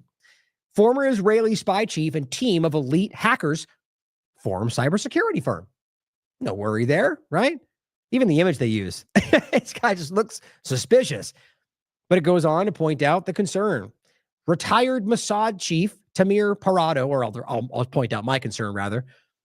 The retired Mossad chief said that he has assembled a team of more than 30 hackers from Israel's security and intelligence services into a startup called, this is my point, guys, these are the Israeli startups that are like chicken pox populating all over the United States. This startup is called XM Cyber, that seeks to keep companies' networks safe by imitating how real hackers work.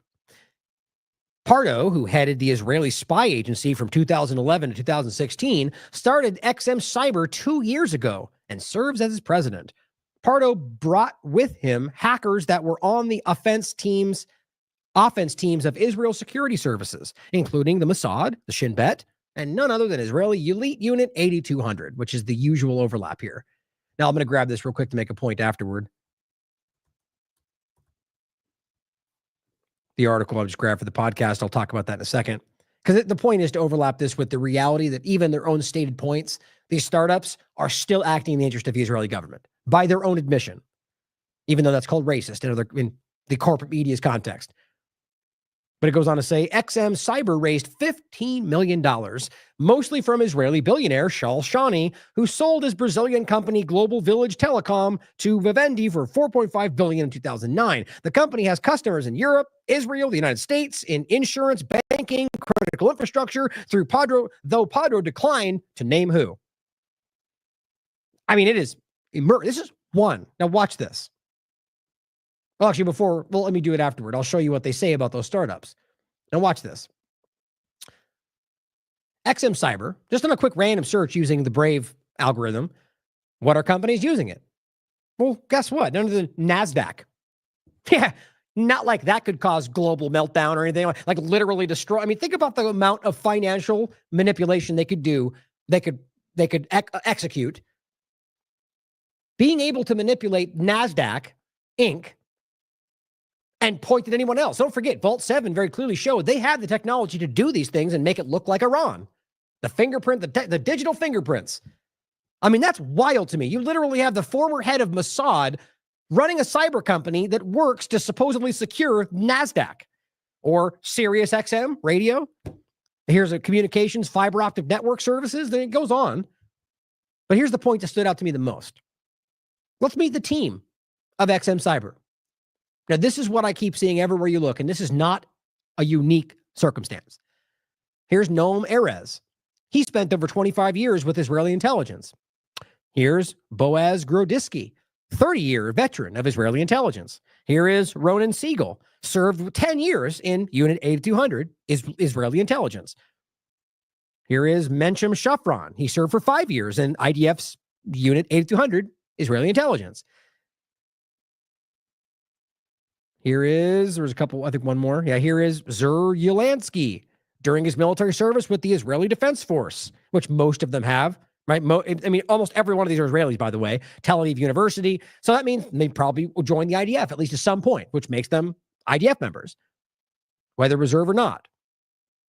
And this one served in the CTO office of the Israeli intelligence community. That's more than 50% of the people they have listed here, or maybe close to 50%. All of which, just being Israeli, I don't think is justifiable to say that. I mean, it's potential, seeing as how we know the overlap, but it's specifically about the people, not of intelligence, not even military, intelligence, working for specifically Unit 8200, the leadership across the board. This company is literally working with NASDAQ and others, and it's plenty we don't even know. Doesn't that concern you with what we have seen? Now, this should make it even more so. Let me find the point in here if I can find it really quickly. So it's saying, according to their website, a year and a half after she started working for Prince, she and Prince joined forces to found Comframe. Now, again, this article is called, Whitney wrote this for TLAV back on May 12th, The Prince and the Spy. Let's see.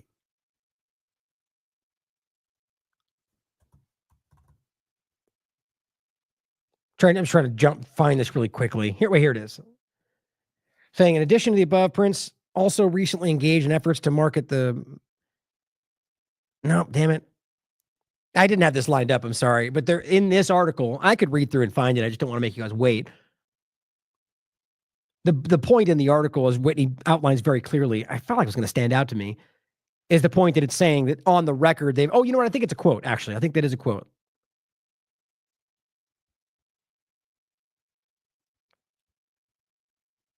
It's saying, in addition to Carbine and Lesham also work for Black Cube, which has since been removed from her LinkedIn. Yeah, so Black Cube was specifically outed as an Israeli intelligence front organization in 2019. You know, and don't miss the overlaps there. Black Cube was hired by Weinstein, Israeli intelligence, but we've got Black Rock and Blackstream, all these different overlaps that are very clearly interconnected with the Israeli government. But it says that same article also contains a stunning revelation that many Israeli companies, including Black Cube, have been founded as fronts for intelligence operations since 2012. It states that since 2012, cyber-related and intelligence projects that were previously carried out in-house in the Israeli military and Israel's main intelligence arms are transferred to the companies that in some cases were built for this exact purpose. The article adds, in some cases, managers of development projects in the Israeli military and intelligence arms were encouraged to form their own companies, which then took over the military or intelligence project. So shouldn't that be overwhelmingly concerning to know that these people that are literally 25-year veterans in Israeli intelligence, leaders of Mossad, former Unit 800 members across the board, are doing exactly that? Sure makes me concerned. I don't know about you.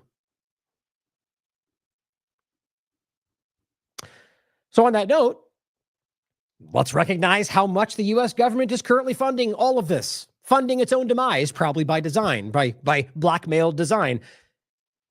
But I keep, now, by the way, on a quick side note, is Ron Paul actually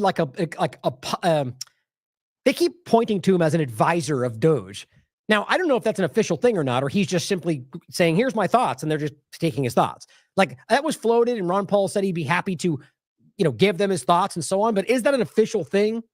Now, again, none of it surely is until we get past January 20th, but I'm willing to bet you that this is not like he's actually working on part of what they're doing. But I think at the same time, we see Musk and the rest of them happily using that to manipulate libertarians and people that might think that because Ron Paul's involved, which he may not be, that it makes what they're doing more legitimate. But George here says, Doge advisor, that was my point, Ron Paul, I don't think that's actually what's happening, but I could be wrong, has announced that one of his recommendations will be to totally eliminate foreign aid. Or just kind of what he's been saying his entire career, nothing new. But he goes, it's taking money from the poor and middle class in the U.S. and giving it to rich in poor countries. Right. Which we all should know, which currently Elon and Trump are blindly supporting in a lot of different ways. For places like Israel, for example, and he simply goes, Ron is not wrong. You got to love that ambiguous, ridiculous answer. That means nothing. It is literally meaningless. He's hoping that you give him the benefit of what Ron Paul said because he said he doesn't say it's not, because he says it's not wrong, which is a really lame way to say. That's not even saying that it's correct. You understand? That's just it's might as well be Mike Pompeo's. That's not inconsistent with international law. It's ridiculous. He is a politician, guys. And I simply said, breaking. Elon Musk has just announced that he will not support continued financial assistance to Israel and Netanyahu's ongoing genocide. Or am I jumping the gun, you think? You get the point. Clearly, if you believe eliminating financial aid is the right direction, or that's not wrong, well, the most obvious example of that is Israel. Even over Ukraine, by the way. Because it's not just current iteration. This goes back a long way. Same point here. Another example where Ron Paul himself says, here's an easy one for you, Doge. Now, I don't think this means he's advising Doge. He's just going, here, this is what we should be doing. And they love to make it seem as if he's working for them. But I could be wrong. Wait and see. But it says, eliminate foreign aid. It's taking money from the poor and middle class. This is the point they were referencing. And shows how the United States, specifically the largest donors, they love to say humanitarian aid. Guys, that is not what it's doing. I'm sure there are some examples where it's helping people, but that is not what it's doing. This is money being used to subjugate, to destroy, to rape, pillage, and rob. I mean, that's what history shows us. It's not up for debate. Look at the difference between even the entire European Commission. That's crazy. For the podcast, it's basically, what does it say, by in millions. So I hate the way they do this, but it'd be 9,489 million. So in the billions somewhere, whatever that translates to. The point is that's the next closest is the European Commission at 2,114. That's wild. And he says Doge will address this with full transparency, meaning absolutely nothing. We'll address this. No, you won't. You're going to pretend you're going to do, this is to make us think, and it's obviously my opinion, this is to make us think that you're going to lean into this when all you're going to do, we'll talk about this a lot and do nothing and be transparent about how we're doing nothing. And Dr. Amira says Doge will start by cutting the biggest recipient of American foreign aid in history, right? Israel. It's just such a flimsy argument to pretend that this sycophant for Israel is going to care about doing anything that's a detriment to Israel, or Trump, who's an equal sycophant for Israel, more specifically Zionism, who is actively going to fight for that. I hope I'm wrong. Everything under the sun shows me that I'm not, but I hope I am. And then, of course, let's not forget that as they're literally talking about funding foreign aid, recognizing where that aid goes. The aid funds not to help Palestinians. It gets used to manipulate the situation. The same thing the U.S. government does while they're currently funding terrorists that they pretend they're not supporting, Hayat Tahrir al-Sham in Syria, and are driving at least an effort to overthrow the country. That's where your tax dollars goes, and that's where this supposed financial humanitarian aid goes. In this case, the billions of dollars that were being sent it was packed in. Hold on. Oh, right. That's this right here for the podcast, for the show. It's that little video that started playing. Gotta love that. Do that on this platform. But the point is that $1.5 billion in cash gets handed to Hamas. Now, the whole point around this is we can't continue to pretend like you're fighting the bad guy Hamas unless you acknowledge that that was funded through Israel. Now, we're going to get into this right next about the 2006 dynamic, and I'll make points about how I think a lot has changed since then. It does not change the fact that you can prove that right up until this point, they were funding this element. The fact that still is not a main talking point shows you how broken all this is. But let's for the point, make sure you didn't. I know you've all seen this a lot, but for those that are new, it's important to see. So are you saying Benjamin Netanyahu deliberately boosted Hamas to try to prevent a Palestinian state? Yeah, sure. He deliberately and systematically even told, is on record, whoever wants to avoid the threat of a two-state solution has to support my policy of paying protection money to the Hamas. So what we did, with the permission of our Prime Minister, is to let Qatar to transfer a huge amount of money in cash, probably more than $1.4 billion. By doing it, we increased the power of Hamas. We did everything in order to make sure that Hamas will go on controlling Gaza, and Palestinian Authority will control the West Bank, so they will fight each other. And of course, here's the Mossad, or the article in Haaretz from 2020. Mossad chief visited Doha, urged Qatar to continue Hamas financial aid. Or the actual post from Haaretz on October 9th, 2 days after October 7th, that points out, showing you clearly they wanted people to see the reality that the group they're claiming has attacked everybody was funded by Israel. And it says, quote, anyone who wants to thwart the establishment of a Palestinian state, otherwise known as the two-state solution they've been pretending to want, has to bolster Hamas, transferring money to Hamas. This is part of our strategy. He says that in his Likud meeting in 2019. It's all on the record. Anyone ignoring this is being willfully ignorant. Now, the point on top of that is to say that that does not invalidate the actively of armed resistance, even if they were literally paid to do it. The point is that they have the legal act of armed resistance is protected by the Fort Geneva Convention. Any occupied territory has the legal right to fight back, whether they were attacked first or not. You can't, and of course, Hamas clearly, at least some of the members, did commit crimes. That does not invalidate the act. Those crimes should be held accountable, or they should be for the crimes, without question. So the point in bringing this all, overlapping this to the last point, the idea of the funding, the amount of money that's flowing out from your tax dollars, by the way, that's going to groups like the Azov movement. This is how this is working. Right? Or and think about how crazy it is. They're taking all this money from people they're believing they're doing good while they're stealing from you in crypto scams around the world. Right? We're talking about this obvious overlap where they're using this to then create the very scam that they use to drive more money from your pockets. So, but I think it's important for not to miss this. I've mentioned this many times. This is on The Last American Vagabond. The Free Thought Project posted this back in 2016. We shared this back then. Hillary Clinton caught on leaked audio talking about rigged elections. I just thought it was relevant to bring back up since we've mentioned this so many times. And this is the article. This is the actual, you can listen to it. I'll play it for you in a second. Here's WikiLeaks. Same thing. I've got that up, I think. 2006 audio emerges of Clinton proposing election rigging of Palestine. Now, I'll listen to it a second. You can tell me if you think it's proposing or saying that we should have. Either way, This is what I keep talking about. The idea here that why in the world they ever would have let, like, oh, by the way, we should also consider whether the leaked tape was meant to be heard. But either way, the point is why we wouldn't consider, which I have been from the beginning, I mean, why would they ever let a group they were calling terrorists, which they were before this, vote? Now, I'm talking about Palestinians, mind you. The Israeli government was calling them terrorists, and they're going to, but yeah, you go ahead and vote for who you want in power, and we'll respect that. Why would they ever let that happen? And because obviously then they vote, the narrative goes, and they go, well, not that one. So it's all ridiculous. If that's the way it ended up, the point is they never would have allowed it in the first place. So I think the reality was to make this the case and using a group that they were funding in order to keep them divided, which I think has changed since then in some parts. So when you realize that they're at least trying to do this, what will be the point?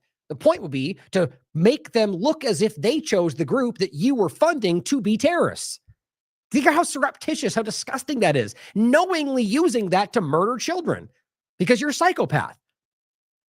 Now, well, who are you looking at in the picture here, but also the Israeli government. I mean, it's horrifying. And by the way, Trump and Biden and Kamala and everybody else who's continued to support this, RFK Jr., all of them. It's so blatant and transparent. Now, Fox News had an article about this, and they've deleted it because you know why. These people are not on your side, not left or right. Here's the archive of it. 2006 audio emerges of Hillary Clinton proposing rigging Palestine election. 2016. And here's a Mark Dice video, by the way, that was there. Hillary caught on tape proposing rigged election. I just find it really interesting how all these Republican channels and platforms, and they kind of just one by one are disappearing from the internet. I find that very interesting. I think because interests have changed. My personal opinion. Here's the actual link for that, which is no longer there. Here's WikiLeaks pointing out the same point. Here's the article itself. 2006 audio emerges of Hillary Clinton proposing rigging the election. So let's listen to it. You can hear it for yourself. Troubled me deeply. I do not think we should have pushed for an election in the Palestinian territories. I think that was a big mistake. And if we were going to push for an election, then we should have made sure that we did something. See, we should have made sure. To determine who was going to win. We should have made sure that we did something to determine who was going to win. Determine who was going to win. So you see, you can read it both ways. You can argue that based on the timing, remember, this comes out way after 2006. So if this was before the election, you could argue that she was saying that as in we should have done that, and like maybe let's get that going. Or you could argue that it was after, and she's simply going, well, we should have rigged it. Which either way, it's crazy. It just shows you who these people are. And if you think for 1 second this is unique to the Democrats, again, you're being trapped by a ridiculous bottom of the barrel logical trap. The obvious evidence shows you that they laugh about how much we fall into this paradigm trap. But I think this is incredibly important. And both administrations, or rather both paradigms or partisan sides, have continued to support what Israel's been doing back and forth nonstop, right to this very day, mind you. That has to be relevant. Now, talking about another example of manipulation, lies, or rather exposing your hand through other things. Well, and I think that was all I was going to say on that. The general point about the election, I think I said it before, but just so it's clear, is that we have to remember that what we're talking about is the argument that the Palestinians voted in Hamas as their government in 2006. Even if they did, they clearly did not respect that because they said, never mind, and they pushed back on the whole point and have since used the argument that Hamas was in control and therefore we can't deal with a terrorist organization.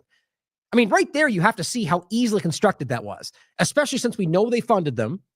Then they wanted them to get pointed to so they could say, see, they're terrorists. I mean, and with Hillary Clinton saying, I think that is just obvious, but certainly possible. They would have voted for the only possible group they saw as maybe being able to push back. That makes sense. And regardless, it doesn't change the fact that they have the right to do so, and nobody else has the right to tell them otherwise. And on top of that, to recognize that not every Palestinian then by default becomes bad guy because some of them, not all of them, not even the majority, voted for Hamas. It was a plurality. It was 40-something%. It was not the majority.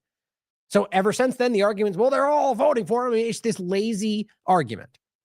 And so I think it was obviously about manufacturing what we're looking at today.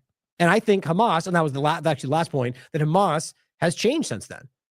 I mean, that's obvious to me. I mean, and this is not my opinion. It's coming from people that are reporting this, which I agree with. And that's also my opinion, is that we can see a shift. That over these years, from 2006 forward, we've watched generational changes. We've watched children who watched their family get murdered in front of them. while they were called terrorists, grow up. And what do? They want to fight back, as I would too if I was there. I would fight for my family. And the point is that you're fighting to save your family from oppression, fighting for your own sovereign, your sovereignty, for your own independence. And then you find an outlet through maybe Palestinian Islamic Jihad, through Hamas, maybe start your own. My point is you can see how a lot of them would filter into a group that they would maybe think was trying to do that. And then after a decade, 2 decades, all of a sudden, maybe it's not the same group anymore. But maybe there are still floating sleeper elements that could still be influenced by Israel, which might have led to some part of October 7th. I mean, guys, that just seems very logical to me. So consider all of that, while recognizing we know as a matter of fact that Israel has been dishonest about this from day one. Again, it's not an opinion. It's not racist. It is simply the objective reality of what the Zionist government has been doing. So on that conversation, and this is where we get into the greater Israel overlap, as well as with Syria, which we're going to end with. That's basically the next 2 segments here. And this is one thing we were going to get into yesterday. I saw today that Ali from Electronic Intifada shared this, and I'm glad to see this is getting called out because it is wild. I mean, even using the word, I think it's pronounced Lebensraum, which is, I'll show you in a second. I mean, that's directly from a Nazi term. But he goes, oops, this week, Times of Israel published, then removed, an article headlined Lebensraum, needed for Israel's exploding population. Lebensraum, German for living space, was Hitler's term for the land he wanted for German settlement and expansion. It's very easy to look up. This is not the first time the Times of Israel has done this. 10 years ago, during Israel's 2014 massacre in Gaza, Times of Israel published and then removed an article headlined, When Genocide is Permissible. Wild. Here's right here, you can see it. And it's today, far more recognized. Back then, these things would fall under the radar because they would scream racism. They're still doing that, but it would work back then. Here's the article. I'll show you next. Here, so this is where I saw it first, actually, on the 4th. Tamim shared this, simply going, I can't believe this. Like, I had to read to make sure it wasn't a parody. And then thank you, Jesse, for tagging me in that. So here is the, this was, I didn't need that open still. This one here, it simply says, and just to show you the direct definition, so it's not just him saying that, additional territory deemed necessary. So it's not just living space, but it's what they deem necessary for their growth, for their nation. And it says especially Nazi Germany for its continued existence or economic well-being. I mean, that term comes from a Nazi time frame. Amazing that they would even find, why, I mean, unless there's, I mean, there is an overlap to whether Zionism wants that kind of subtle overlap, so you make it about Jewish people. Telling you, there's a weaponized dynamic from that wants to make it about, but anything other than Zionism is the point. I'll include the interview I had with Dan Cohen about this, a Jewish person himself who is an amazing investigator. The art titled The Manufactured Middle East Plight and the Zionism Linchpin. And the image you can see, right, Orthodox Jews in Israel and around the world who are saying Zionism rejects Judaism and the state of Israel. Now, whatever your thoughts about that, that is a growingly prominent part of this conversation. And it shows you that it's not about Judaism, it's about Zionism. There are more Christian Zionists today than there are Jewish Zionists. So when you see this information, oops, wait, make sure I grab that. Recognize that this is weird that they would even choose to use that word. Or maybe because they're so blinded by their own desire for what's happening, like the Zionist prophetic kind of direction. But now I tried to find the article, because they've deleted it, mind you. It's been deleted already. And look at what's going on here. As a quick side note, both on this and the Wayback Machine, it is wild to me. There is some way, and it seems to be almost unique to Israel, which would make sense with the cybersecurity kind of startup overtaking of all the world, it seems. My point is that I keep seeing this happen where you get in, and Twitter, I've seen it happen with Musk Twitter overlaps as well, where something's like this on the Wayback Machine or the archive, and they just get it deleted somehow. How is that even happening? Look at all these 404s. They're just not there. You click them, it doesn't show up. Luckily, some of these were able to pop up. I was able to show it. But same thing with this one. The yellow color means no URL was found. So somebody took the time to archive this on the 4th, on the 5th, and it's gone. How? It's very strange to me. And then now, by the way, this pops up. So you can see it goes to Times of Israel. Weirdly, it's funny that it says the time Phi Real. That's weird. But it says just a quick check, and it never goes anywhere. Very strange. So here's what the article says. This is from December 4th, 2024. Israel's population is projected to grow to 11.1 million by 2030 Interesting time point. 13.2 million by 2040 and 15.2 by 2048. That's why hanging on to the West Bank, the territory that they've legally, technically, which again, all of this is Palestinian territory. That's objectively the case by the legal reality from international law, going back to 48, just clearly documented by the United Nations. Since then, of course, they've agreed 67 borders forward, let's say, to giving them a, split capital, West Bank, Gaza, and a hell of a lot more that they've slowly taken since then. And now we're rationalizing just taking all the West Bank because, well, we need it. I mean, imagine making that argument anywhere else that we're just going to take a little Mexico because we need a growing population. Well, no, because that's illegal. These people are just so blinded by their hubris or whatever you want to call it. But he goes, that's why we were hanging on to the West Bank is such a contentious issue. Lebensraum, referencing a German Nazi term for taking land from somebody else. I mean, you just can't even make this more exact. And it says the ironies in Putin's Ukraine war. That's where this goes. If the dictator wasn't so intent on pointlessly expanding Russia, which is not what's happening, this is credible to me. I mean, either this guy is so completely blinded by the propaganda or he knows what he's doing, projecting what Israel is onto what Russia's doing. Now, that's not to say that Russia's not guilty of plenty of crimes. But if you want to pretend like Russia is expanding and the intent is to expand its 11 time zone border, demonstrate that for me. Show me, other than a Crimea example where Crimea voted to do so despite all the narrative, or Donbass for that matter. Show me what else. Meanwhile, let's talk about Afghanistan and Syria and Libya and on and on and on. Or in Israel's case, Syria, Lebanon, Egypt, as well as their designs for a hell of a lot more. Like, it's amazing that we can pretend that's not the most obvious part of this conversation. But it goes on to say his nation might have had a rosy future as the world's new breadbasket, enabling it to exert commercial and political pressure on much of his adversaries who are or will be grappling with critical natural resource shortages. But the point is, he decided to go after more, which is not happening. And it now stands Russia will remain a pariah rogue state for some time to come.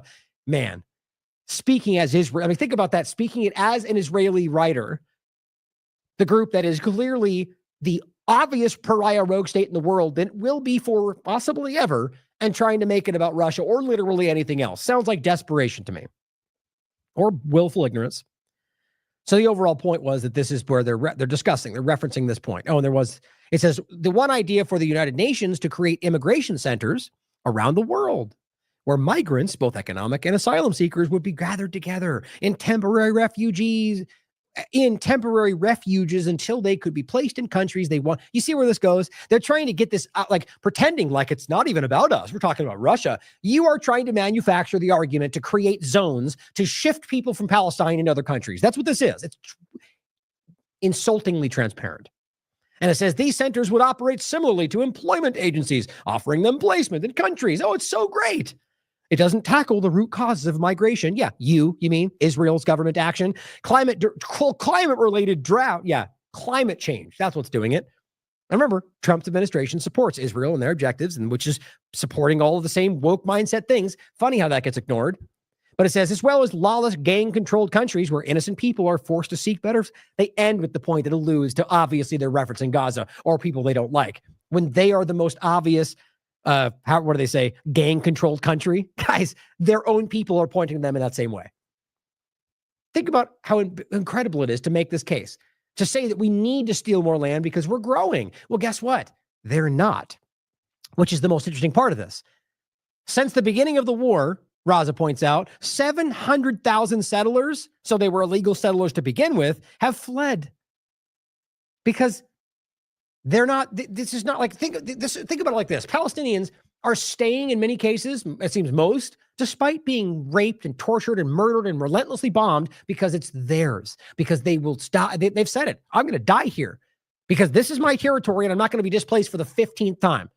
Meanwhile, all of these people screaming how God gave them territory are gone. The moment that something goes wrong, I'm out of here. I'm going back to New York.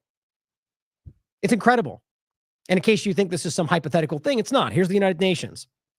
Human Rights Council hears that 700,000 Israeli settlers are living illegally in the occupied West Bank. So that's the people that were there. Here is the report from last month. Nearly 500,000 people depart Israel amid the war, according to a report. So my point is that as they're screaming about why we need more territory, they have less population than ever, it seems, as people are fleeing because they are, I think, largely recognizing that they are the human shield of Israel's entire country. They're these illegal settlements surround the area, which are the places that take all the brunt. And they know that. Anyway, there's 1,000 reasons why you could argue. The point is that they're losing population. And rightly so, I would argue, because all of them that are settlers are illegal. The occupied West Bank is that, occupied. So too is the entire location.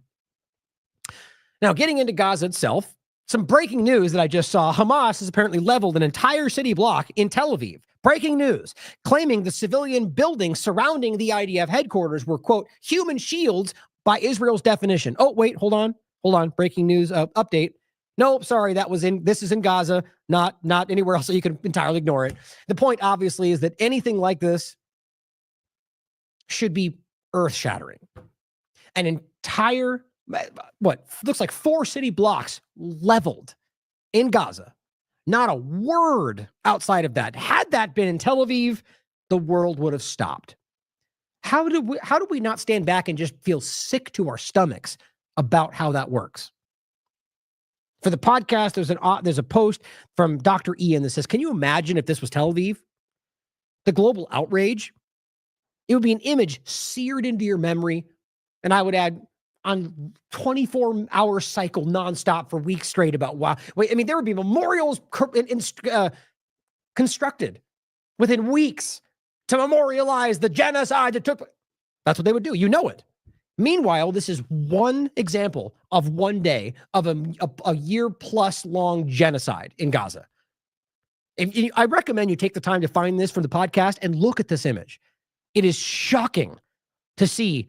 And look at this guy. This is a guy standing right there, or a couple of them. Look at this, guys. That's the size. That's supposed to be pinpoint targeting. Oh, by the way, can you point out the tunnels for me? Or even, anything they claim is happening. This is just straight up, as we now have proven, ethnic cleansing and demolition. Makes me sick.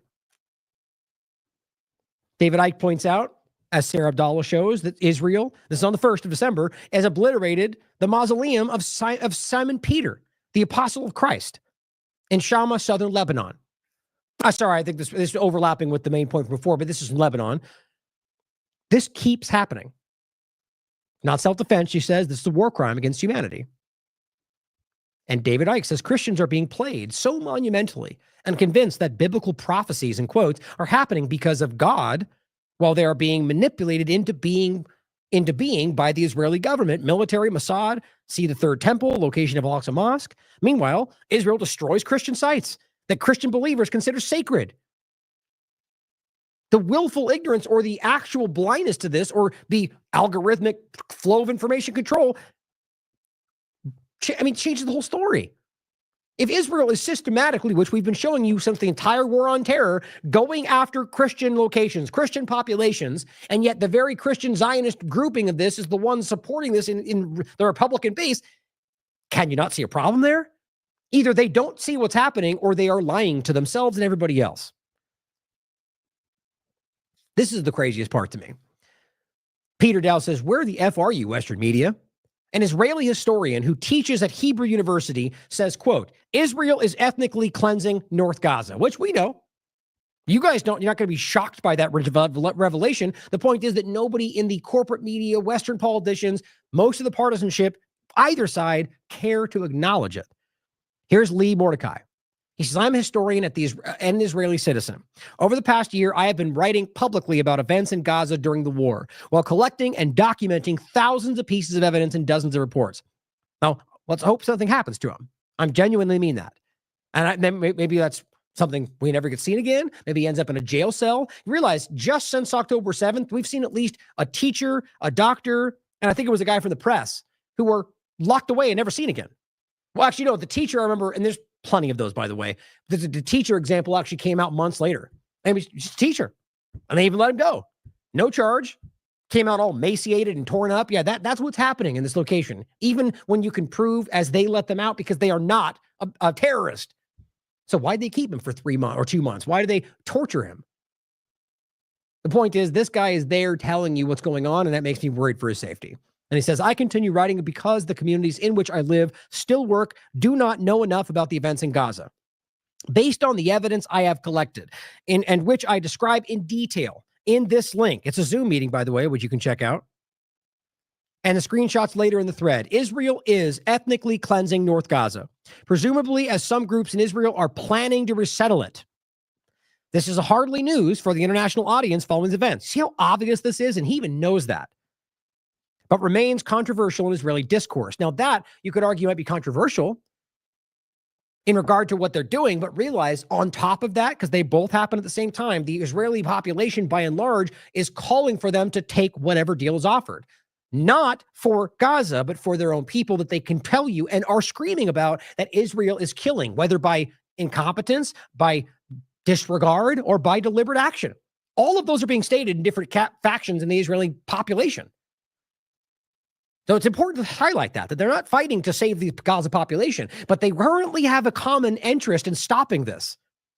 So the outsider, the bad guy, the one everyone's fighting against is the Israeli and U.S. government, as they project to anybody listening to be the ones fighting for freedom, as usual. The difference this time is the world sees through it.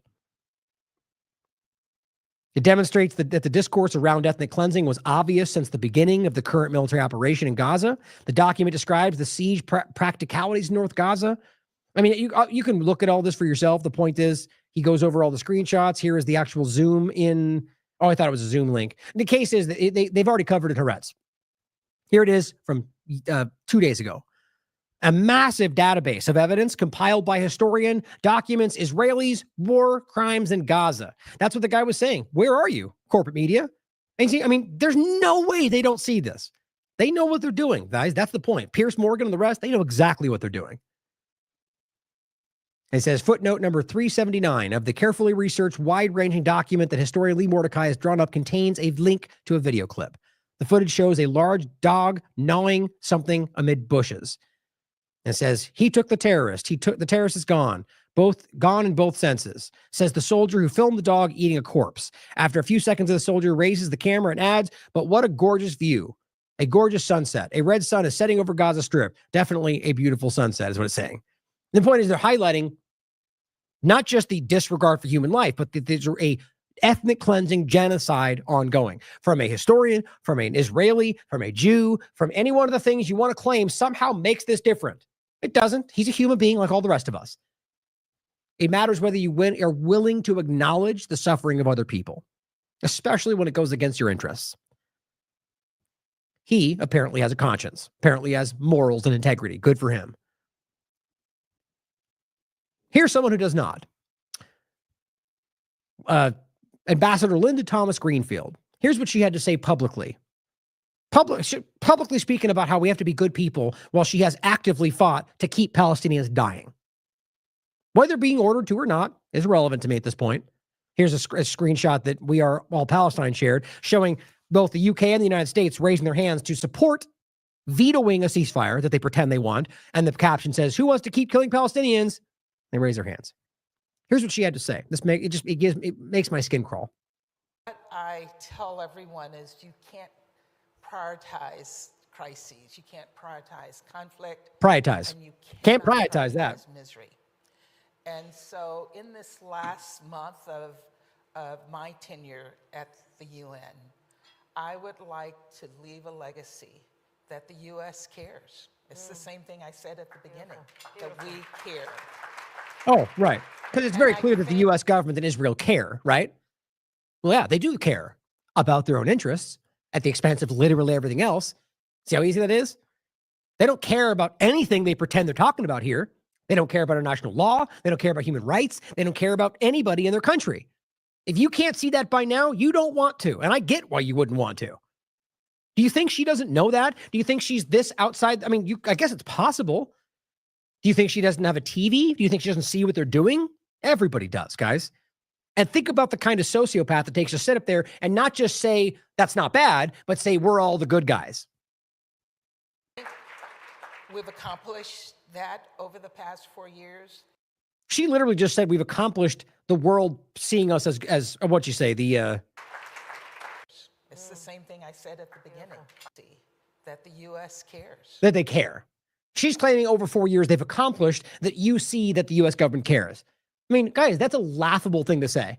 You could argue, we could disagree about what's going on in Gaza and the genocide, but to pretend like, I mean, this is the kind of the inherently dishonest stance that just continues to erode whatever dissolving influence they might have had.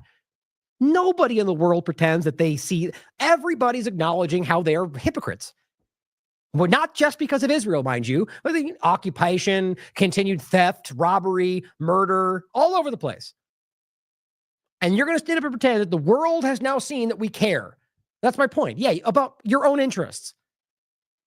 It just makes me sick that people like this not only get to walk away unscathed, but get to carry on this air like they're these altruistic humanitarian, monsters like Kissinger's of the past get sent away on this air of amazing lifetimes spent helping the people of the world when they are monsters. That bothers me. Whether or not whether we end up proving he wasn't. The point is he lived his whole life without any accountability, despite being one of the most disgusting people we could talk about like this. Now, I wouldn't say that she falls in that similar category, because I argue she's just more of a lackey of the system, but she's willing to do it and take that paycheck. I'm not okay with that. It's the same thing I said at the beginning, that we care. That over the past 4 years, the president instructed me to bring back multilateralism, bring back diplomacy at the UN, and bring back American unless anything goes against your interest or Israel. Unless that, though, right? American leadership. And I think we accomplished that in spades. And if there's anything that people say about me after I'm gone, were they laughing? If there's anything that people say about maybe me coughing. after I'm gone, I hope they say she respected us and she was kind. God. Whatever makes you help you sleep at night, which I'm sure that's what it's about, right? That's a lie for herself more than anybody, I would argue. And he says Israel's genocide war on Gaza could have been stopped, but this ambassador voted against ceasefire, not once, but 3 times. Now, obviously, she's being directed to do that. She's not making unilateral decisions. I'll just speak it for myself. I could not live with myself if I was in that position. Could not happen. I don't care what my responsibilities were, what I needed the money for. It's my personal integrity is more important than that. Now, it's for everybody individually to make your own choices about. Like, I would even argue there might be circumstances where I would understand why somebody would do that, because your family's going to starve, right? There is a world where there's choices that can be justified. My point is, in this context where she's living comfortably in the West and actually continuing genocide is not one of them. Here's Libs of TikTok. American citizen confirmed, killed by Hamas terrorists, she writes. Biden, our hearts are heavy. Trump, release all the hostages by the time I get into office, so there'll be hell to pay, which we already pointed out. Thank God we finally have a true, strong leader, she says. My God. Just these people. I don't understand it. Like, first of all, recognizing that what you're literally doing is screaming at a group to release we already talked about this. I think it was Jeremy Scahill made the point. I agree. I mean, I kind of adapted this point, but my point was that similarly, that this seems to be Trump throwing out a narrative that nobody cares about. No, Hamas is not trembling in fear because he said that. But that ultimately then makes, if anything positive happens between then and now, he's going to pretend it was his fault.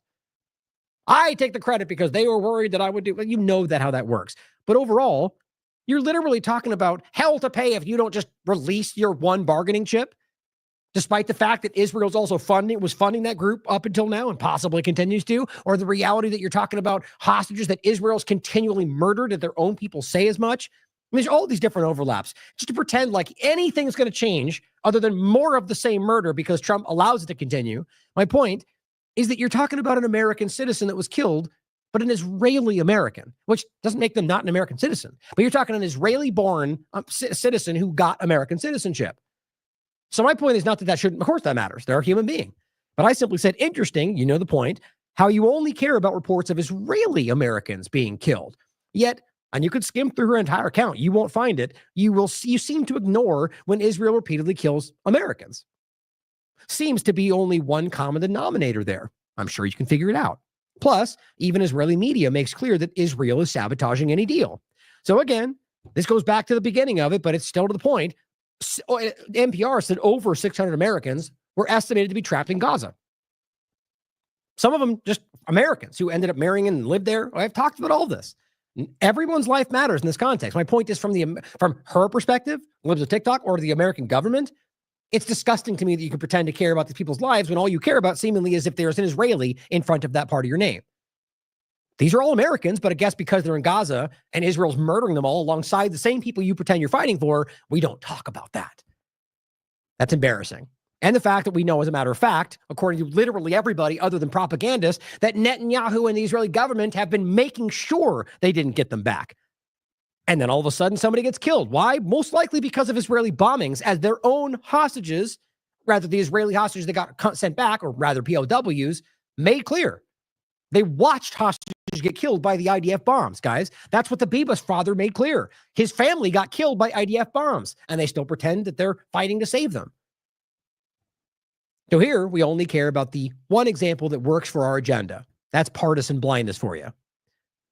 Now, antiwar.com reports Israeli attacks on Gaza on the 5th kill 48 Palestinians in over 24 hours. This is the same headline for a year.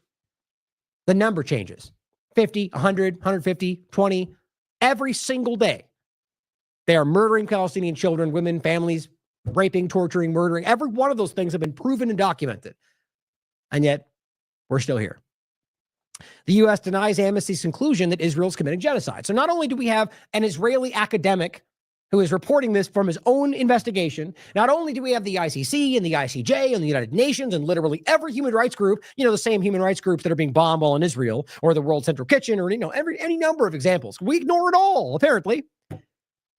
Amnesty came out with a new one on top of everything else we've talked about. This is from December 5th. Israel occupied Palestinian territory. Quote, you feel like you are subhuman. Main title, Israel's genocide against Palestinians in Gaza. And it is extensively documented, guys. You can go through this. It's like everything else we've shown you, guys. This has never before been this documented in any context of genocide, ever before. The amount, I'm not talking about years later compiling information. I'm talking about in real time being able to document the genocide that is ongoing. Unprecedented. That's their legacy. And yet they're shouting it down. The U.S. government says, no, we disagree. Guys, they have locked themselves into this. And if you think it's going to change with Trump's administration, I hope it does. There's nothing that suggests that other than Trump saying he'll help them continue the war. Why that means to you that this will end that, unless you mean destroying them all, which is what you want, then I'm not in the same position. These are human beings. They are committing genocide against them. Everyone sees that. The only people that are pushing back on that are people that have an interest in Zionism or disgusting, bottom-of-the-barrel human beings. And human beings is being kind. Here's the Jerusalem Post. U.S. to probe Spanish port for reportedly refusing shipments of arms. So get how crazy this is. Now you've got the U.S. government investigating Spanish ports for not breaking the law. Because you realize they are currently persona non grata. The Israeli government Netanyahu is supposed to be arrested on sight.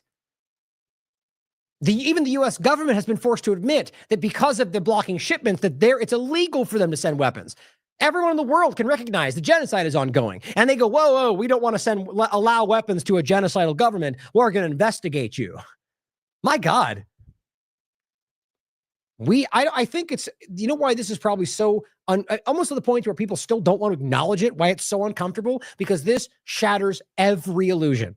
Every single thing that they've built about what they really are, what they've been doing, and what they're fighting for, broken in order to carry on a genocide that everyone can see. That's why I keep pointing out why. How can you possibly rationalize that they would destroy everything they've built to maintain an illusion that's already broken? Blackmail, bribery, threats. That's just or complete infiltration. I don't know how else you make sense of it. To bring this into the conversation of Syria, to end the conversation today, Tamim points out, again, this guy has me blocked, which is why I can no longer see and comment on his stupidity. But guys, this is why he blocked me, because I was relentlessly calling out things like this. Dr. Eli David, remember that moron? Well, he posted an image. I'll just read exactly what Tamim pointed out. Eli David idiotically uses a video of rocket launches in Syria. And it says, man speaks in Syrian dialect, talks about Idlib in Syria. Literally, Eli David takes a video of that where he's literally talking in Syria, talking about Syria, and points at this to justify Israeli strikes in Gaza. That is how, as he says, Israeli propaganda is so dumb. He says, you know what comes next? Israel bombs this rocket launcher and everyone cries about innocent journalists killed by Israel. He's trying to make this about Gaza. Or because he knows that people, this is my point. He knows that people like this are going to call it out. So what are they trying to do? Are they trying to lie to get like one more person for 50 minutes to believe it until they find out it's a lie? What is the benefit here? I just can't see this as anything but just like shockingly desperate. But here we are. And it's like all the lies we've seen. And this is what they're doing. I think they're paid to do that. Now, bringing this into the conversation of Syria, which I do think is is an extension of all this. I mean, I don't even want to say I think it's quite verifiable that what's going on in Syria is an extension of all of this, and which, by the way, has always been. Now, bear with me as we get to it in a second. I'm going to replay that clip. It's about 4 minutes that I've already played twice, I think. But I just think it's super relevant that I hope it's good just to hear it again, but a lot more to go through. But the clip of Jeffrey Sachs talking about the history there and overlapping Netanyahu and his writing about the plan, which is being laid out. I mean, you can go back to people like Brzezinski and the Balkanization of Afghanistan and the Middle East. Like, these have been long set plans. So this is part of what's happening here. So first of all, to point out, and December 1st, I had Vanessa Beeley on to talk about this, entitled The Truth About What Is Happening in Syria. Now, a lot has changed since then. Now, you can even argue that the first point she's making, to give you kind of a setting point, if you haven't heard this already, is that, first of all, and this is a verifiable fact, there was a huge push of propaganda that came on the day this was happening. And and again, this is what I keep pointing out. When you see these like overwhelming rise in just partisan BS on a story even that might be true, like, for example, with Lahaina, or these stories that for whatever reason, the partisan goes wild about it. And they're there grifting, lying, and trying to sell things and trying to hide, showing you old videos of fake things to get, it's constant. And I can't help but see that happens only in certain circumstances. And when that happens, it shows me that there's clearly a partisan agenda, even if the story is somewhat true. So same thing we saw here. When this was popping off, but as we talked about in the interview, you saw largely in this case, Republican accounts that were screaming about very dishonest things, showing you old videos that were false, lying about how whole cities have been taken. And she points it out at this time that most of this was untrue. That what ultimately happened was there were sleeper cell elements that we'll get into, Israeli U.S. assets that were still in these locations that basically were still there. They've maintained, like, for example, we'll get to in a second, places like Al-Tanf, which we talk about in the interview. Or rather, Al-Rukban camp, which was kind of an internment camp for Syrians, but was also a breeding ground for ISIS and other Al-Qaeda elements that the U.S. government was allowing, easily proven.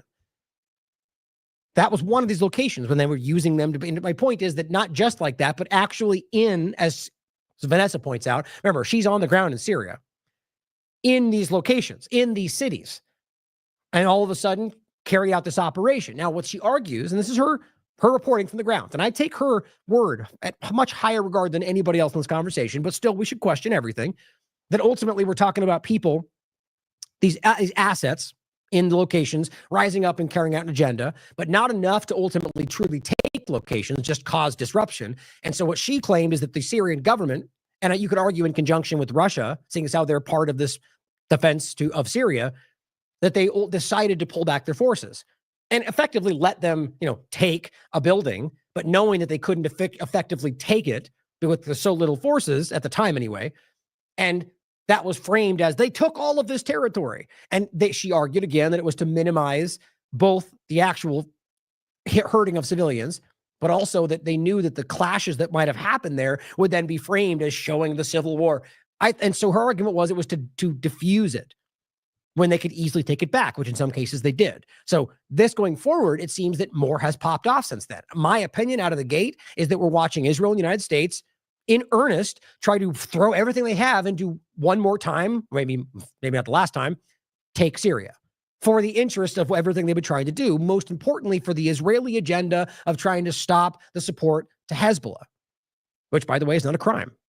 Hezbollah is not a terrorist organization, and these groups have every right to work with each other. The point is that I think that's the larger agenda for Israel's objective with Lebanon and Gaza. But so since this conversation, more has happened. So I want us to think about the greater Israel point in all of this. If you haven't seen this, let's be clear. This is not, oh, actually, I should have grabbed that too. I've got it right here.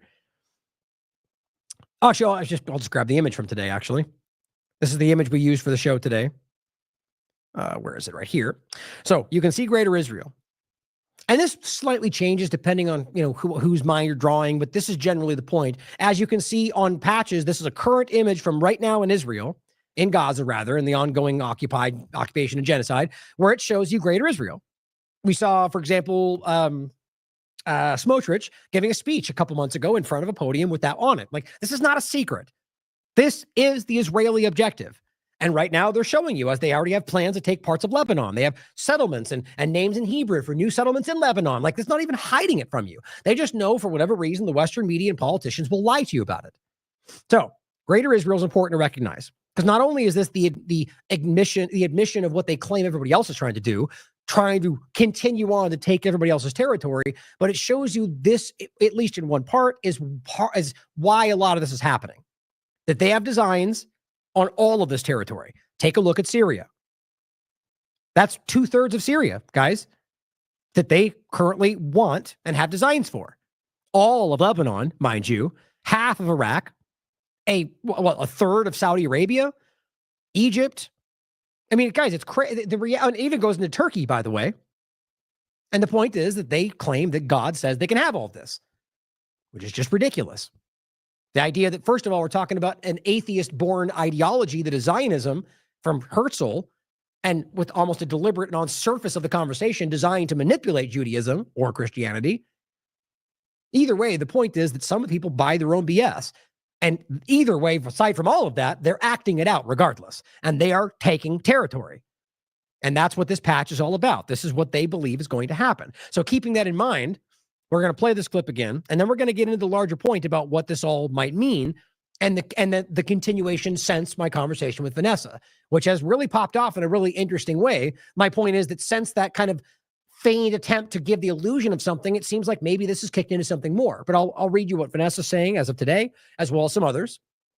On top of that, we're going to finish with the general point of how it is not up for debate that the evidence shows that ISIS and Al-Qaeda are simply proxy elements of Israel and the United States.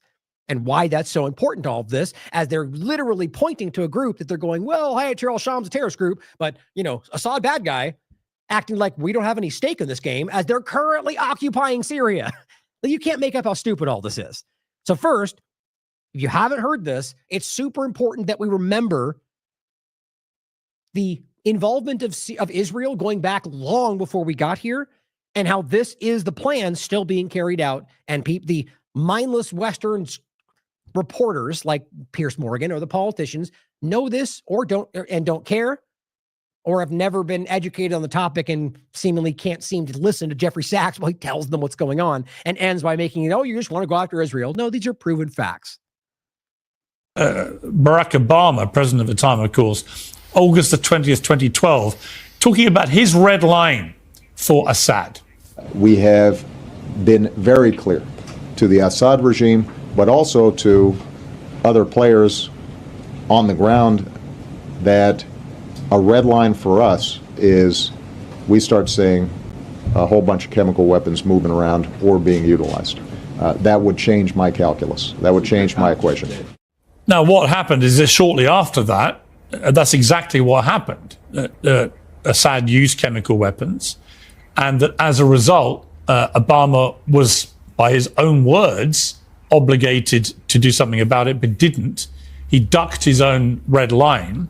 Now, actually, I meant to play this last time, and I ended up forgetting. So just since I mentioned it last time, just so it's clear, that's a lie. That's a verifiable lie that countless, even corporate media, people like Robert Fisk from The Independent, have proven this. Now, there's many examples, right? There's different stories. Duma, now I can't even remember them off the top of my head. There's many examples. The point, nonetheless, is that every single one of them have been broken down as either the rebels or a complete fabrication. As I highly recommend Aaron Mate's work on on all of it for that matter, but that last one he just nailed to the wall. Here is a representative of the United Nations going back decades in regard to the earlier examples of this, where they claim Assad used chemical weapons. her report explicitly stated it was the rebels. Now, yet Piers Morgan and the rest continue to lie to you about this. Here's Carla Del Ponte. Our investigation for crimes against humanity and war crimes, we collect some witness testimony that that made to appear that some chemical weapons were used. Made to appear. In particular, nervine gas. And what appeared on to our investigation that that was used by the opponents, by the rebels, and we have no indication at all that the government, Syria, the authority of the Syria government, have used chemical weapons. And it was at that moment that Vladimir Putin, who I remember, and I'm sure you do as well, suddenly wrote extraordinarily an op-ed piece in the New York Times, of all places. And then he moved in to support Assad and effectively took control as Assad's main supporter in Syria. And many people think that that was the catalyst for a lot of the problems that then followed. Is that an accurate assessment of what happened, do you think? Not really, although I did witness some of that close up, even at the G20 in St. Petersburg around the time of these events. What this starts, and it's really fascinating to go back, it starts in 1996 with Netanyahu, who wrote a book called Fighting Terrorism. And the thesis of the book is quite straightforward and very dangerous. He says, you know, there's Hamas, there's Hezbollah, they oppose Israel. It's not good for us to fight them directly. That won't work. What we need to do is topple the governments that back them. So what we need is regime change throughout the Middle East. And he actually gave a long list of 7 countries that included Syria, Libya, Iraq, Iran, Somalia, Sudan, and Lebanon. And systematically, the United States has done Netanyahu's bidding for almost 30 years now, going to war with every one of them, except for the big one that Netanyahu so much longs for, which is the war directly between the United States and Iran. But the U.S. went to war with Syria in 2011. Secretly, of course. This was what's called Operation Timber Sycamore. It was Obama assigning the CIA to overthrow Assad. Overtly, the United States overthrew Muammar Gaddafi in 2011. It's interesting, Piers, to go back to 2002. This is after 9/11, of course, to watch Netanyahu as being the lead cheerleader for the U.S. to overthrow Saddam Hussein.